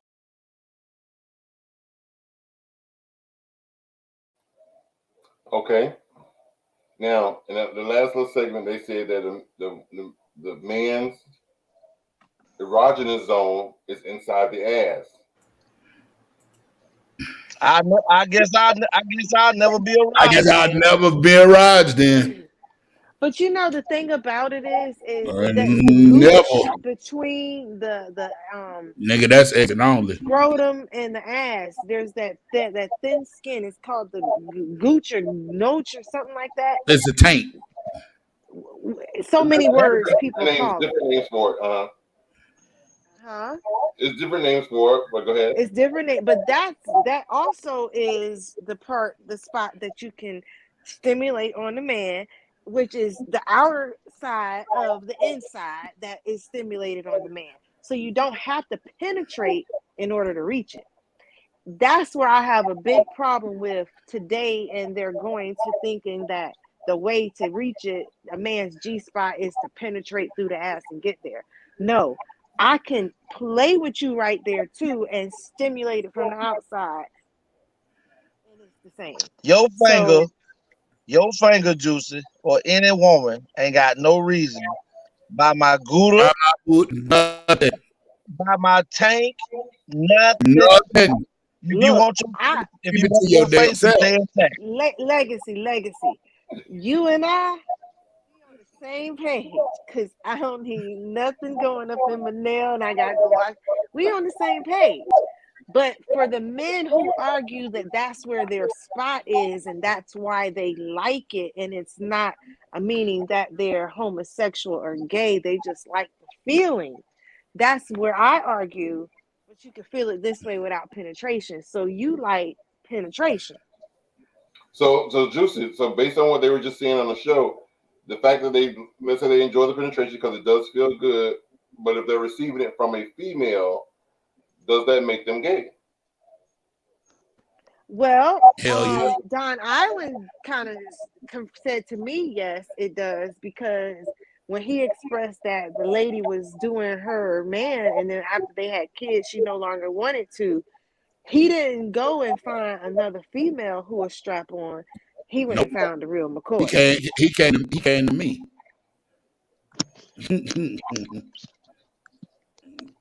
That's where he got it from. You know, that's my. Today was my first time hearing someone say that. For me, just for me now, any man that allows anything to go in his asshole, whether it's given from a man or a woman, like Don Allen said, is generally a feeling of something that's just like somebody, that's just like people that do cocaine. I've sold so much drugs in my life that I've seen people who can't get cocaine take crack and crush it up into the powder form and snort that because they usually have cocaine in it. So for a person to say that a woman to drug in them, if placed in the right place and that feeling comes about, it's possibility I would believe that they would allow, a man to do it. Not saying that that's true or not, but that's how I'm gonna view that because you like your ass playing with. Well, I knew of a male that enjoyed it, but he only enjoyed it from a female, and they were together for years. True. And he had no desire to do it with a dude. So once he broke up with her, he didn't do it no more until he found another female willing to? Well, he and I lost contact, so I'm not sure. But Tony, how many women and Don Allen and Juice, how many women have you come in contact with that say they've had experiences where they've had intercourse with a man in his rectum, and they tend to change their view of that man after that situation took place? Well, let me go a little further. She didn't strap on and screw him. What she did was when he was screwing her in missionary position, she would reach around and grab his ass and finger him while he was doing it. Oh, hell no. Lord help us. That's Oh a my hell gosh, no I right was there. with a guy one time and he reached around Ugh. and did it to himself. And I just melted in the bed and slid from out oh no. Look, you never looked at him the same again, did you? Welcome to the show, Tiamo. I felt Hey, boo. Hey, y'all. Hey. So, Juicy, did you? So violated. But why did you feel violated for him playing in his own dome? Because I was not expecting. I wasn't ready. She said she wasn't ready. So now that you know these things happening, and a lot of guys are. I thought I had competition. I'm sitting here going with one motion and he going back with the other. Who's doing who? He throwing it in you and throwing it on the thing. Hold on, let's mute again. Yeah. And that's why I don't do like the humans, because the human mind state is so. I live in a different universe from the shit. Right. And so, when whatever your sexual purpose is, if you want a tongue in your asshole or you want you want some. I'm sorry, I don't want to be. I'm a cusser. So You're fine. I'm real blunt. If you want some dick, you know what I'm saying. If you want to play in chocolate milk, or you want to damn, float around in fucking Jello, or whatever the case may be, what turns you on, that's your business. Right. It's not for other people. It's not for other people to judge those things, but the humans. It's the humans, because people, older folks have set certain traditions Right. and force different beliefs, have forced different traditions on us. Right. You understand And what to I'm add saying? to that point, because I've said this before, Black men especially, again, regardless of sexuality, are expected to be linear. We're not supposed to experiment in fashion. We're not supposed to experiment with our hair, whether it's a certain haircut or hair color or whatever. We're expected to just be linear. We're not supposed to have emotion. Now, Shaniqua, Chris talks about some of her attractions. For you, well, have you dibbled in the lady pond before? No, I have not. Okay. Only because it's not my desire. I wanted to just to see, but I talked to my sister who has a wife, and she was like, Shay, you don't experiment with people's emotions, because it's very serious. I just wanted to see, just to have the experience. Right. But because I didn't want to hurt someone because of what I wanted to do, because I had no desire to be with a woman. I just wanted to, have that experience to check off, the bucket list. And so I was very close. I've kissed, I've hunched, I did all that, but not actual intercourse. And it was only because I'm very verbal and I communicate a lot with people. Because my thing is that if I have no intention on being with Chris, why would I engage in a sexual encounter to please myself? Why wouldn't you? Why wouldn't you? The thing about Why it is, wouldn't you? because you can't. But that's another thing. You have people who associate emotion with sex. Right. Because sometimes I can look at you and say, I just want to fuck you. I don't want nothing else. Hella, Chris. And that's all right, because you have people. You have people, you have lesbians like me. I'll just casually fuck sometimes. Sometimes I don't want, a lot of the time I don't want emotion involved. I'm too busy for the shit a lot of time, and I know I can't get into it. But let me tell you what you missed though, Chris. What Shanika tried to say, what I try to say is that it's so good you're gonna get emotional. She gonna make you love her. And she don't want to put that on you, and then you be you be messed up in the game. You be balled up in you be balled up in the corner. Yeah. or vice versa. Or vice versa. Or vice versa. Right. Chris, Shanika can fuck around and get fucked up in the game as well. Right. Look, and that phone call that should be making, and that phone call that should be making going forward with you a woman. I got a headache. Right. So, Chris, I have a question for you. So, are you single right now? I'm single some days, not so single others. So, I know you said when you first started having sexual experiences, you were attracted to feminine men. What type of woman are you attracted No. I was attracted to women. I've been attracted to women all my life. She dealt with a man because women all my life. I tried the man situation, but it was with the feminine man. So, what type of woman are you attracted to? Feminine, like I'm talking about feminine, about her damn business. I guess stable, kind of crazy because I'm kind of crazy.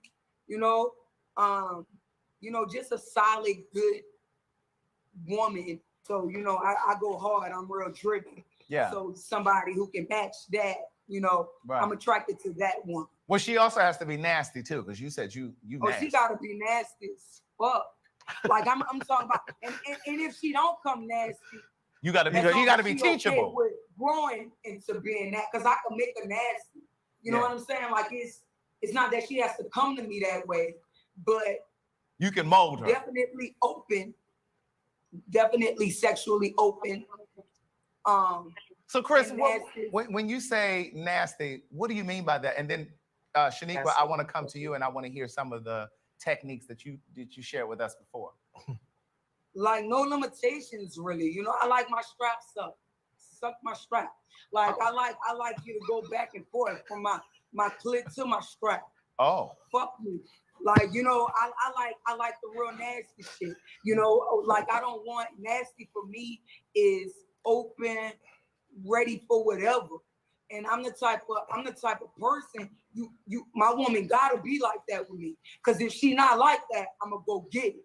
You Shaniqua, I think Derek is over here getting a little moist. No, I wasn't. Yeah, I was okay till she started talking about that clit. I was like, oh Lord, Jesus, and going back and forth from the clit to the strap. Yeah, like be about whatever. You know what I'm saying? Now, like know how to fuck. You know what I'm saying? Now, Shaniqua. Okay, hold on, Chris. Now, Chris got revved up. Chris, I might have somebody for you. Shaniqua, you know, people are having sex, but then when it's time to get into bed, they have a lot of hang-ups about, like, people just are really just missionary style or things that is just real basic yeah. in and out. Right. Why so many hang-ups that people have? They don't talk about it. All right. They just go into it. And like, you know what Chris was saying, nasty. Who said it was nasty?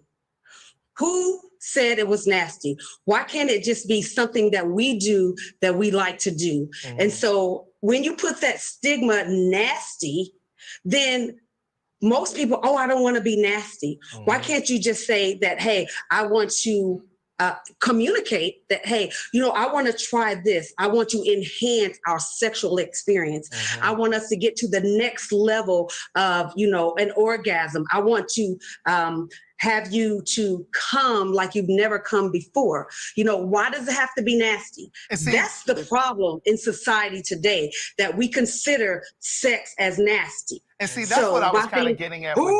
That's what I was kind of. These people that's considering sex as nasty. I need y'all to burn them out, because I don't meet people that feel like sex is nasty. Like I don't know. And even with the term, I'm not gonna say that I feel that sex is nasty.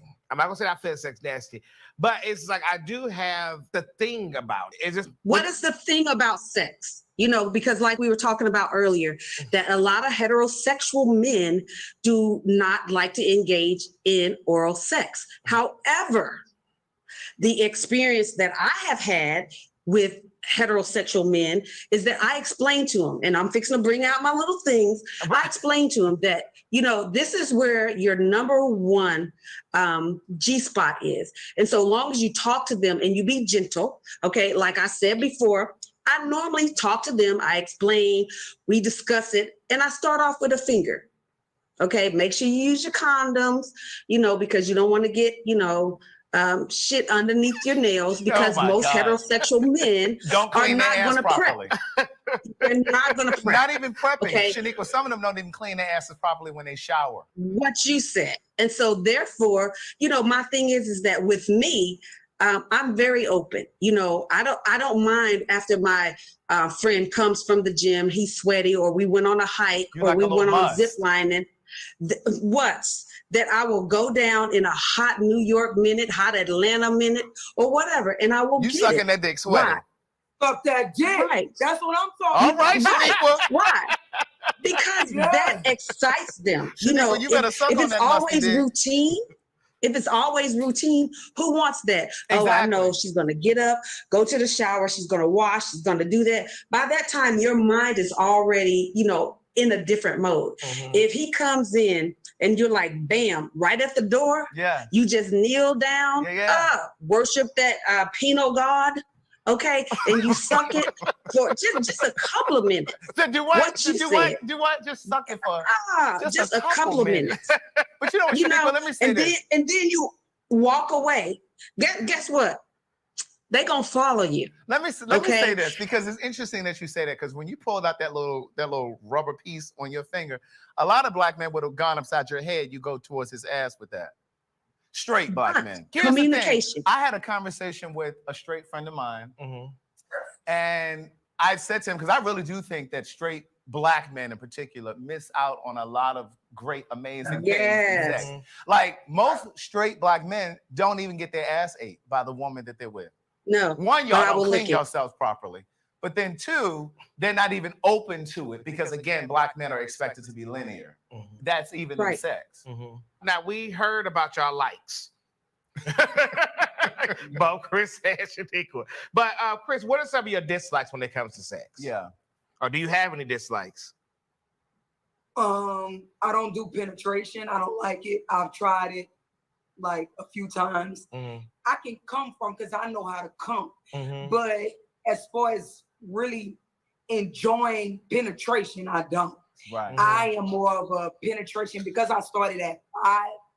I dated an older woman when I was 12. Oh, I said, who girl, was say that 17. when you was 5. I said, that girl, now how you dating an older woman at 5? What in now the you R. say- Kelly? Is I that what dated on a here? You woman say when I 12. was 12. Now, so when 12, so what's an older woman at 12? Like 15? At the time, she was 16, Oh. but she Oh. turned 17 and she bought me my first strap. So I literally, from the age of 12 to now, I've been strapping. It's a lifestyle for me. Right. So, you know, at the end of the day, sex is very mental. It's not, you know, you feel it. Yeah, you feel the physical, but it's more mental than anything. And for me, mentally, physically, I don't like dick penetrate me. But mentally, physically, I love to get at dick. So that's like my favorite part. So like if I had to say what's my favorite part of sex is giving that jug because it I don't know, like I love everything about that, you know. And I guess I don't think that there's really anything else that I can say that I don't really like about sex. I mean, I eat pussy, I eat ass, I'm sexual. So I'm whatever we can do out and matter of fact, I think I'm fucking future sexual, more sexual, not asexual, because I want to indulge in it. You understand what I'm saying? Like I want to play in the shit. I want to like study. Shaniqua, the same question for you. Now, do you have any dislikes sexually? When I'm giving or head, that you hold my head.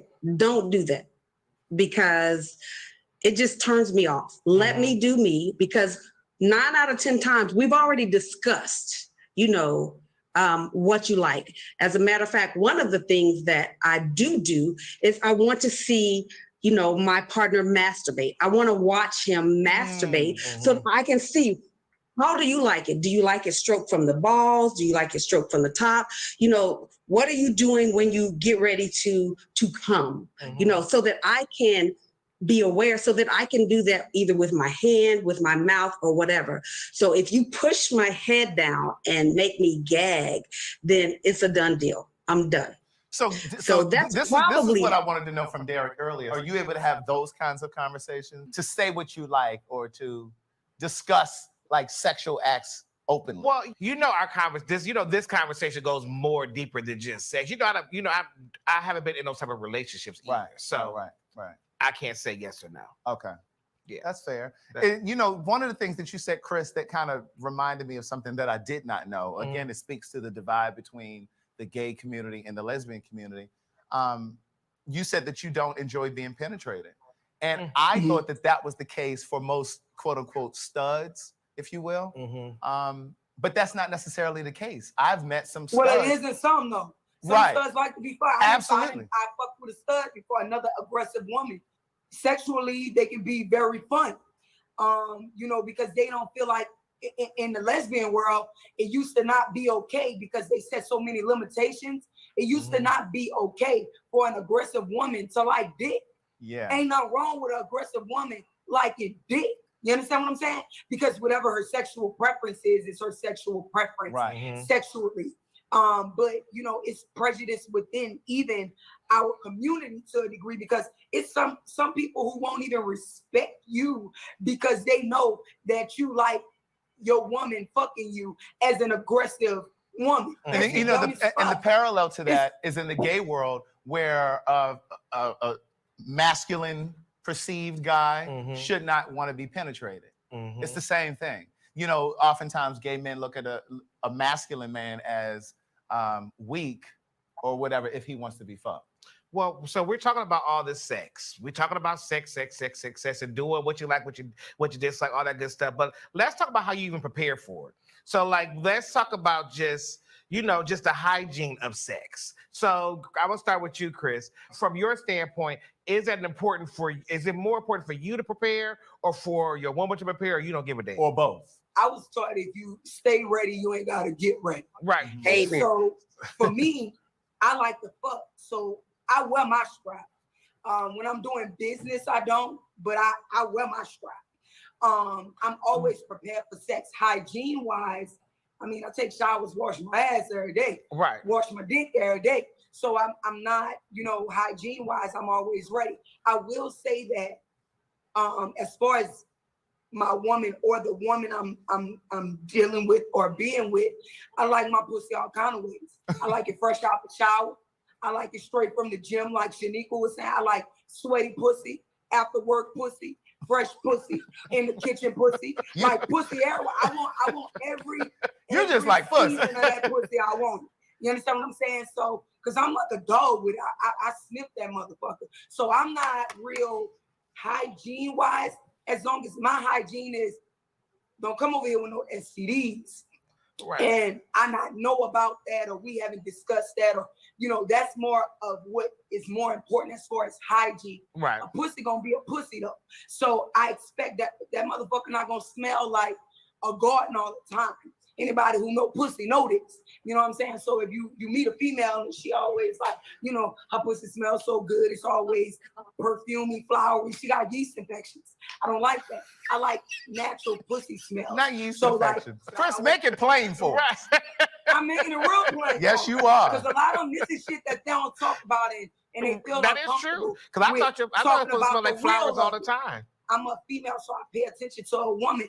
If a woman using buku perfume or whatever, and she using all this different shit on her pussy, I don't want her. She's covering something up. I don't want her because that's not the way you properly care for a pussy.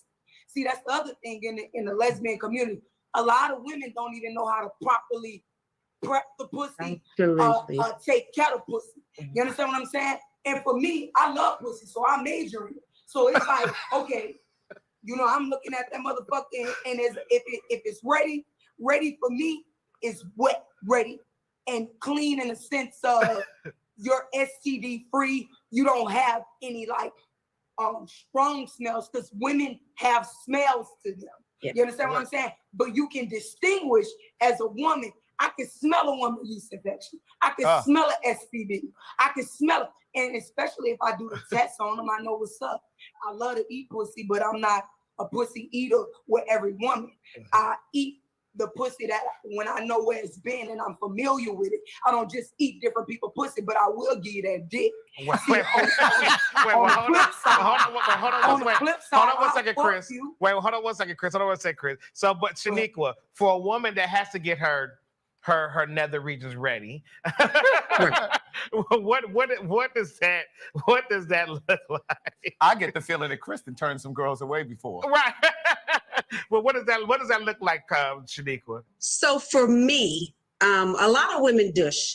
I don't believe in douching, only because that does, take away your natural your natural juices. Okay. So a lot of people say, oh, I douche or whatever. I don't recommend it. I grew up douching or whatever, but as I learned as a therapist, you don't douche. What you do is because, hey, Chris, I have to disagree, Chris. My pussy is always fresh and it is always ready, and it ain't based on no perfume. You know why? Because I eat healthy.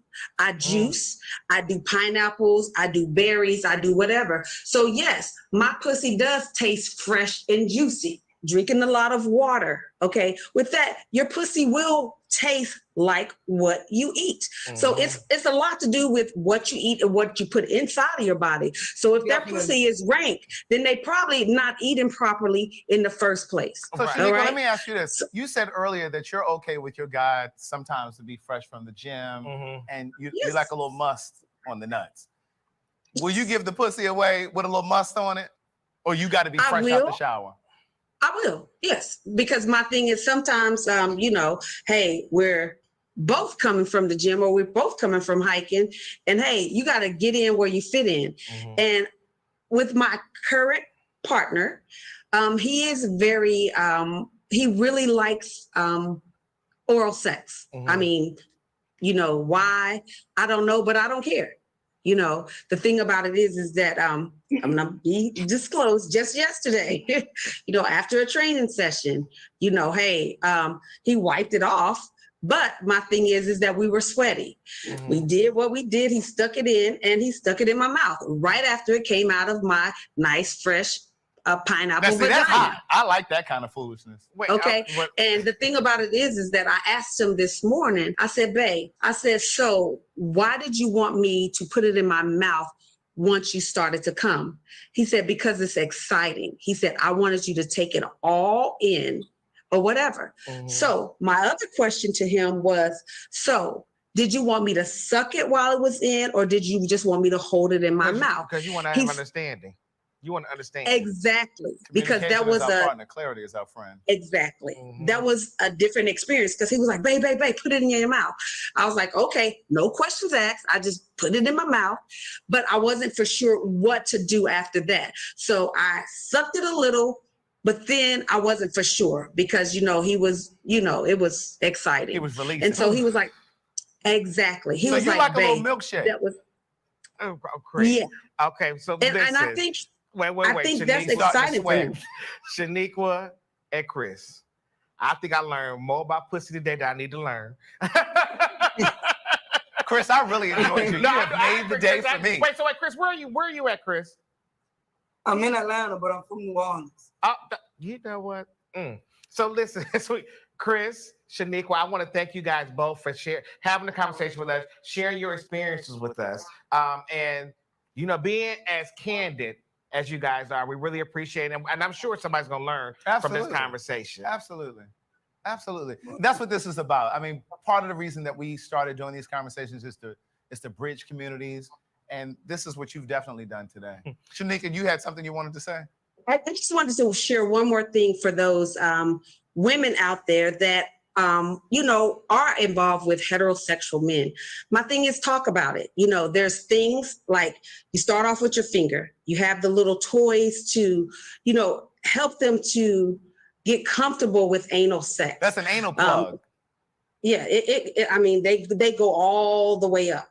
Okay. The thing about it is that until they become familiar and that you talk about it, then it's going to be a stigma. When I say that my previous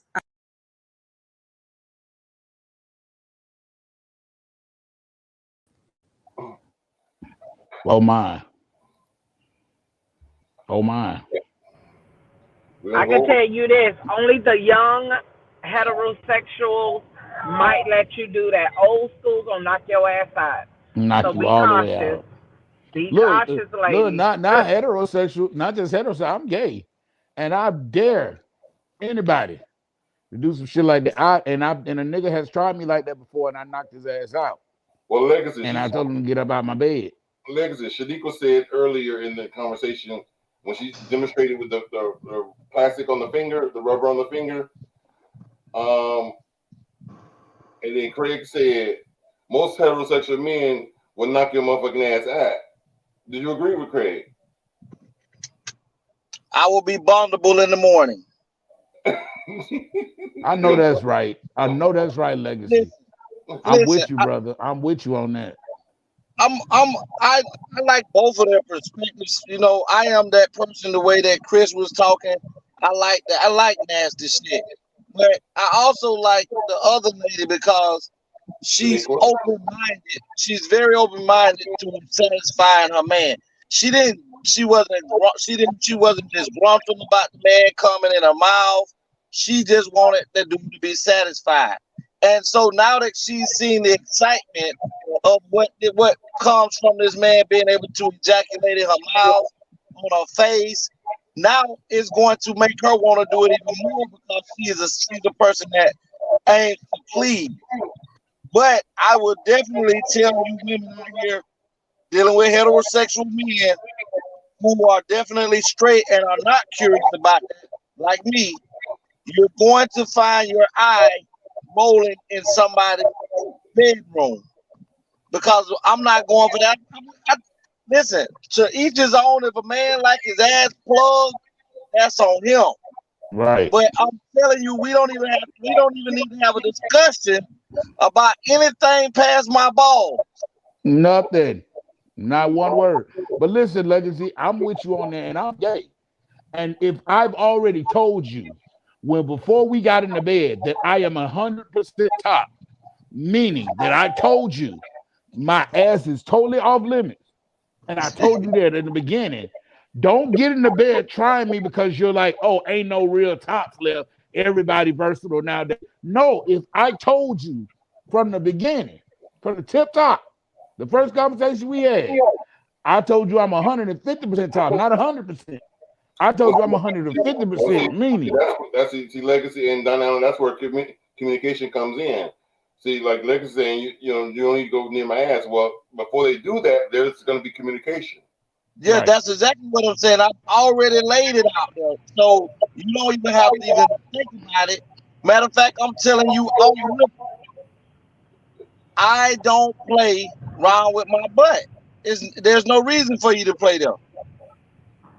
But and people watching the podcast, she made it clear. Have that conversation. Don't you got no extra shit. Have that conversation. But like for me, gotta have that conversation, right?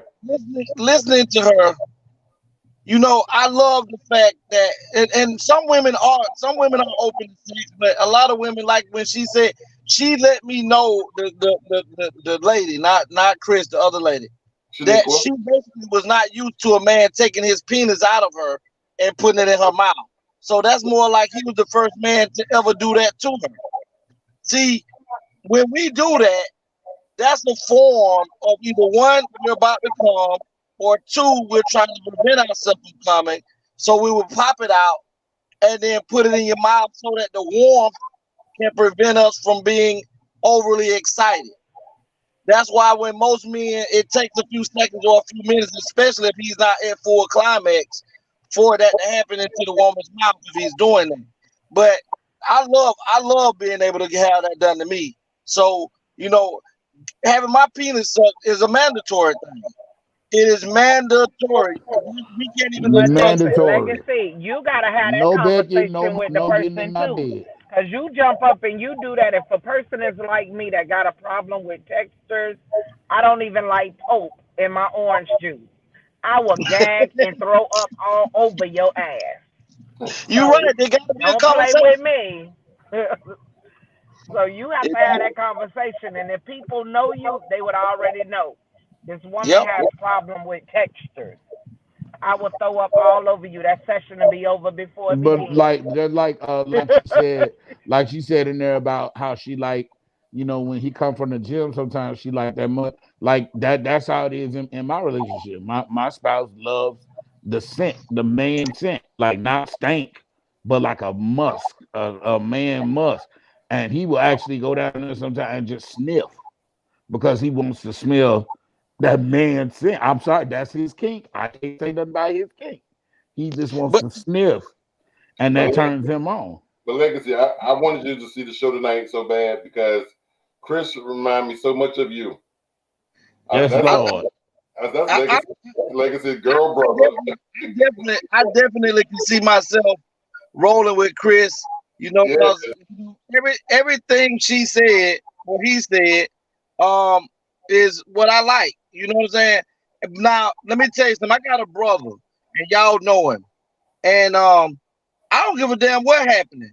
He is not having sex with a woman like me.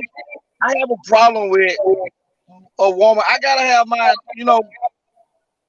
I ain't eating no pussy. We just came from over there walking the bridge in Sing Island, and I know you just been sweating a whole hour. I don't want no salted tuna. I don't want that. I don't want no salted. Not salted tuna. No, I don't want hell. Now, what you can do is go in there, and I can, after you done showered and bathed, you can come on back. My brother don't even like to see it. I think we done talk about it. My brother will not have sex with a woman if he can see some pink before he put it in. and she has to see. For me, a woman she don't necessarily have to. What? If he can what? If she lay on the bed and open her leg and he can see some pink, he don't want it. Meaning your coochie can't be worn out. If he can see in that hole before he go in, he's not going in. I literally had during that 4-hour talk with this man at a smoke shop. I'm so confused. He was dead ass. Okay. But listen, I'm that way too. I don't want a woman. If a woman comes to my house, she could be done literally just drove 30 minutes from her home to my house, and we could just be chilling in the bed, relaxing. And it started to get to that. I'm gonna need her to go in there and take a bath. I don't know how many times she done farted between the drive from her house to my house. I don't know how many times she done silently farted. There you go, right there. There you go, right there. He don't know. There you go. Facts. Milo say facts. So Legacy, if you say that means you never do anything spontaneous, like sexual wise, because you can't do that if you are at a movie, you in a car just driving. No, I'm talking about eating vagina. I'm not eating no vagina, and it ain't just came out the shower. I put my dick in you. Like Chris said, I ain't gonna eat it, but I'll give you some dick. Yeah, I'm not. No. Y'all ad-libbing on what Chris said. Chris said she's not gonna do that to everybody, but to the ones that she do it, she love the smell of it, the taste of it.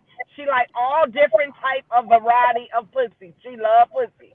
See, don't be misconstruing what she said. Y'all tripping. But I'm telling you, if that ass can drive to my house, bring you some extra panties. Because before I put my lips on, you don't have to run a rag between your ass crack and your vagina. They can't just use the baby wipe. Yeah, no, hell no. That's why I keep plenty feminine wash and shit for you can get your ass in there and redo it again, because it ain't gonna hurt you nothing to get in there for another 5-10 minutes, re-clean it, and come on in here and let me pound it. You know, I agree totally with Legacy. Like, yeah, I'm married, but I'm the same way. If you've been at work all day, I'm sorry, I'm not gonna put my mouth on your butt. And you've been at work all day, I'm gonna need you at least to go in there and get a good old rag and wipe that thing down. Because you done went to the bathroom and everything while you was at work. I'm gonna need you to wipe that thing down real good, and then we can get to work. And you know what be funny thing? You know what be funny, Tony, y'all? Women will come to your house knowing that, okay, like y'all say, have the conversation. We know we're gonna have sex, but we ain't just diving into it right there. We enjoying each other's company. Women, my mind fucked up because I sit and think. Now she over there looking all cute and pretty. We done been up here talking for 2-3 hours. We done ate, we done relaxed. And you want me to believe you ain't farted 4 times since you've been here. I know your ass done farted over there. It may not be smelly, but you done pass some gas while you sitting over here. And then you want me to eat this pussy while you been over here. But you done went to my bathroom and peed at least twice since we been here. If you don't get your ass in there and rinse that pussy a whole lot before I get some tanning on my tongue. I know that's right. Do you expect do you wash up before and stuff? Yes. If I'm at my house or if I'm at a hotel, before I put my penis in one, I'm putting my ass in a shower or two. Yes, sir. I'm the same way. I'm the same exact way. Yes, now, my standards of what I require may not be the next person's standards. Right. But these are my standards. You're going to have to get in there and clean between your ass. And again, and I have a problem with any woman that have a problem don't want to do it. Well, I just bathed an hour ago. Well, just bathed 5 minutes ago. You know what? This is the first time I think that I have ever totally agreed with Legacy on anything on this show. Okay, Legacy got 2 and 2. Look, this is the first time that I have totally agreed with Legacy on anything on this show. If that woman ever, you know, she want me to do it, and I'm in that, and that's what she want, and I say, babe, no, I just came from the gym, and she say, I don't give a shit. I'm gonna pull it out and let you do what you want to do. But at first, I'm gonna tell you, no, I just got out of work. I already know that. Just give it to me. Okay, you can have it. I'm never telling you when you get out of work, girl. Pull them panties down. You don't work 8-10 hours a day. You want me to so I can eat this pussy right here. If you don't get your stinking ass in there, babe. That's her. That's the truth, and the truth all by itself. Mello say big facts. Big facts. And you know, I think I heard you one time many shows ago. Well, you know, some women hate men that have, you know, haven't been circumcised because they know that they carry. Who is that? Oh, somebody. No, somebody told them they've been doing that crazy stuff all night. I've been seeing it in the comments. But Juicy, is that a bot? I don't know what it is. Listen, I'm clean. I'm not part of that conversation. Don't. It has to be clean. You like. I'm just asking you because you were talking about the farts and stuff. So I just wanted to know if it was just, you know, a two-way street. You were willing to do the same. That was all. But I'm coming clean and I'm accepting clean. I want you to wash your hands before you touch me. Go brush your teeth. We don't know no gingivitis down here. You can get a dental dam. Well, what I'm gonna say on that is, if I'm home, I'm already gonna be. There's no reason I shouldn't be. If that's what you want, I'm at my house, and you over. If you be like, babe, you know what I'm saying? Go on in there, cause you don't mind. Cause I know you want to taste me. You don't mind going in there and hitting you with, you know, rebrush and then hit a little Listerine and, you know, come on in here and do your thing. I don't have any problems with that because people have weird people, Tony. Require. I have had a lot. I've met a lot of people who it's weird. You ask them to wash their hands, Those touch just you, weird or people. to kiss you, or to do whatever. Tennessee Marine. But me, Those no. crazy people. It has to be. You got to be clean. You have to have hygiene about yourself because Mercer is underneath fingernails, and Mercer kills.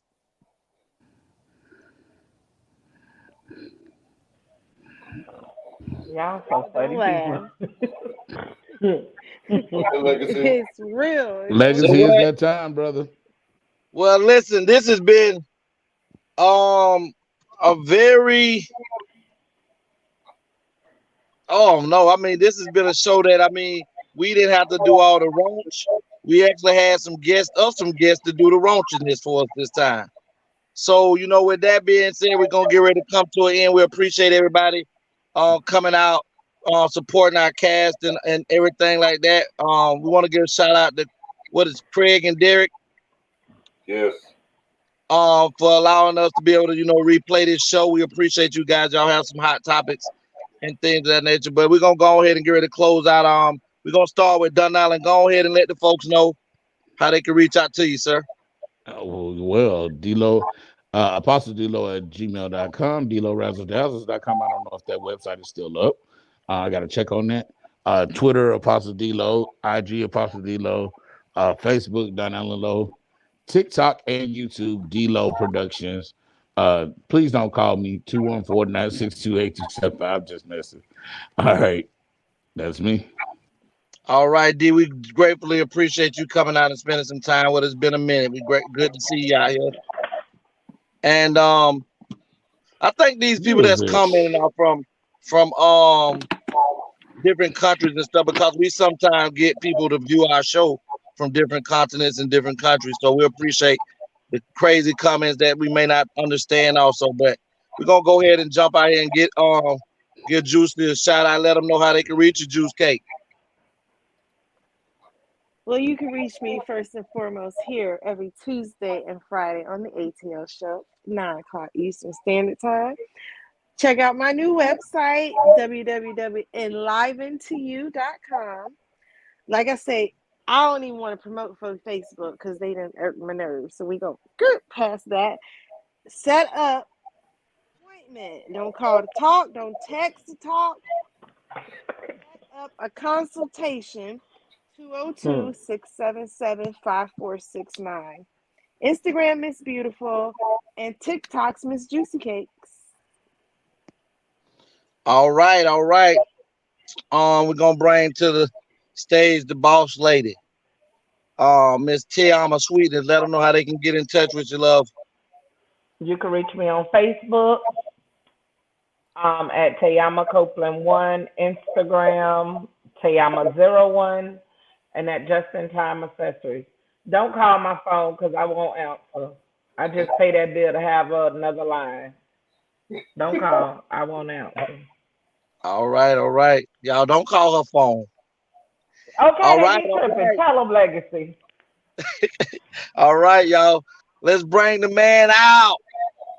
That makes it possible for us to be able to do our thing in season 1 and 2. The man that gives us this platform to be able to say things that, most people can't say. Listen, y'all. Listen, I got a call after I put my number on the thing. Someone calls. You see what I'm talking about? So we go bring to the stage the boss man, my brother, somebody's mother and sister and cousin on the podcast. Our we chat appreciate is pretty you. Crazy. You want to hear what the show is about? We have a number that you can call in on this show. So, are you still paying attention to the show on Tuesday? Juicy, mute your phone. Listen, she's trying to let Tony them see that his crazy viewers literally be calling our damn phones. Yeah, they really be calling the. They don't call the dudes. They only call the girls. You reach me on all social medias: Facebook, Instagram, Twitter, and YouTube under the Anthony Brown Show. You can also follow my Facebook page is Anthony the Writer, and wholeheartedly I want you all to live by this, and that's grind until you shine. And for business purposes only, you can call me at 561-768. Business purposes only. All right. We're gonna just, I want to just let everybody know that our other sister,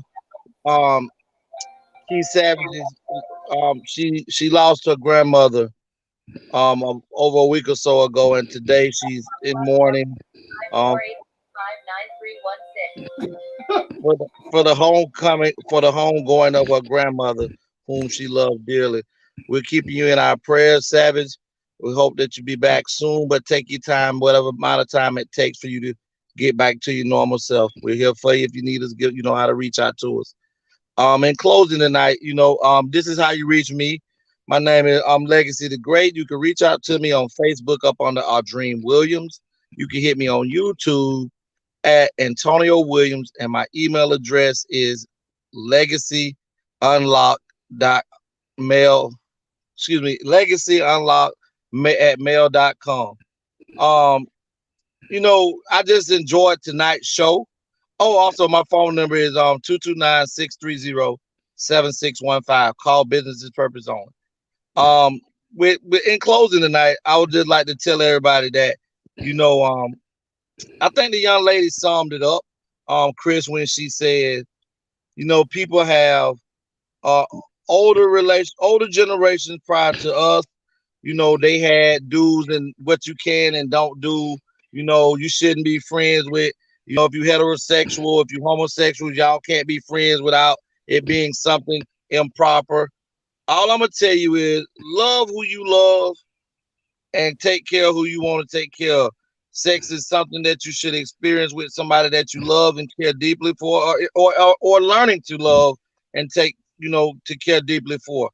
But don't let nobody put limitations on what you and your significant other want to do in the bedroom. Because what's done in the room should stay in the room, no matter how the end of the relationship come to. ATL, Hope. ATL. ATL.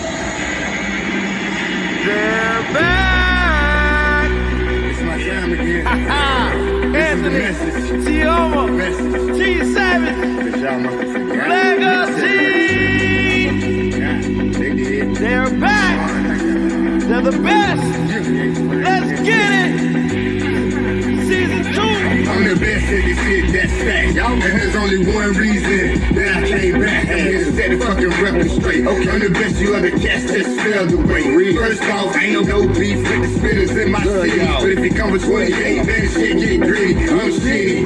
Yeah, I shit on rappers. Either dead on the scene, since you wanna be actors. Just the message. I'm talking open hills and places. Full feeling foggy, I'll be patiently waiting. It seems y'all forgot who really runs the throne. Screaming y'all number one, just because I was gone. See, ain't no stopping me now. I'm on the move. Going against Team Muscle, you ready to lose? The game, the street, the zone is took. This the message, hope it leave you from me rapper. Sure, yeah, the message. So y'all know, yeah, the monster is back. And I'm at my spot. ATL, ho.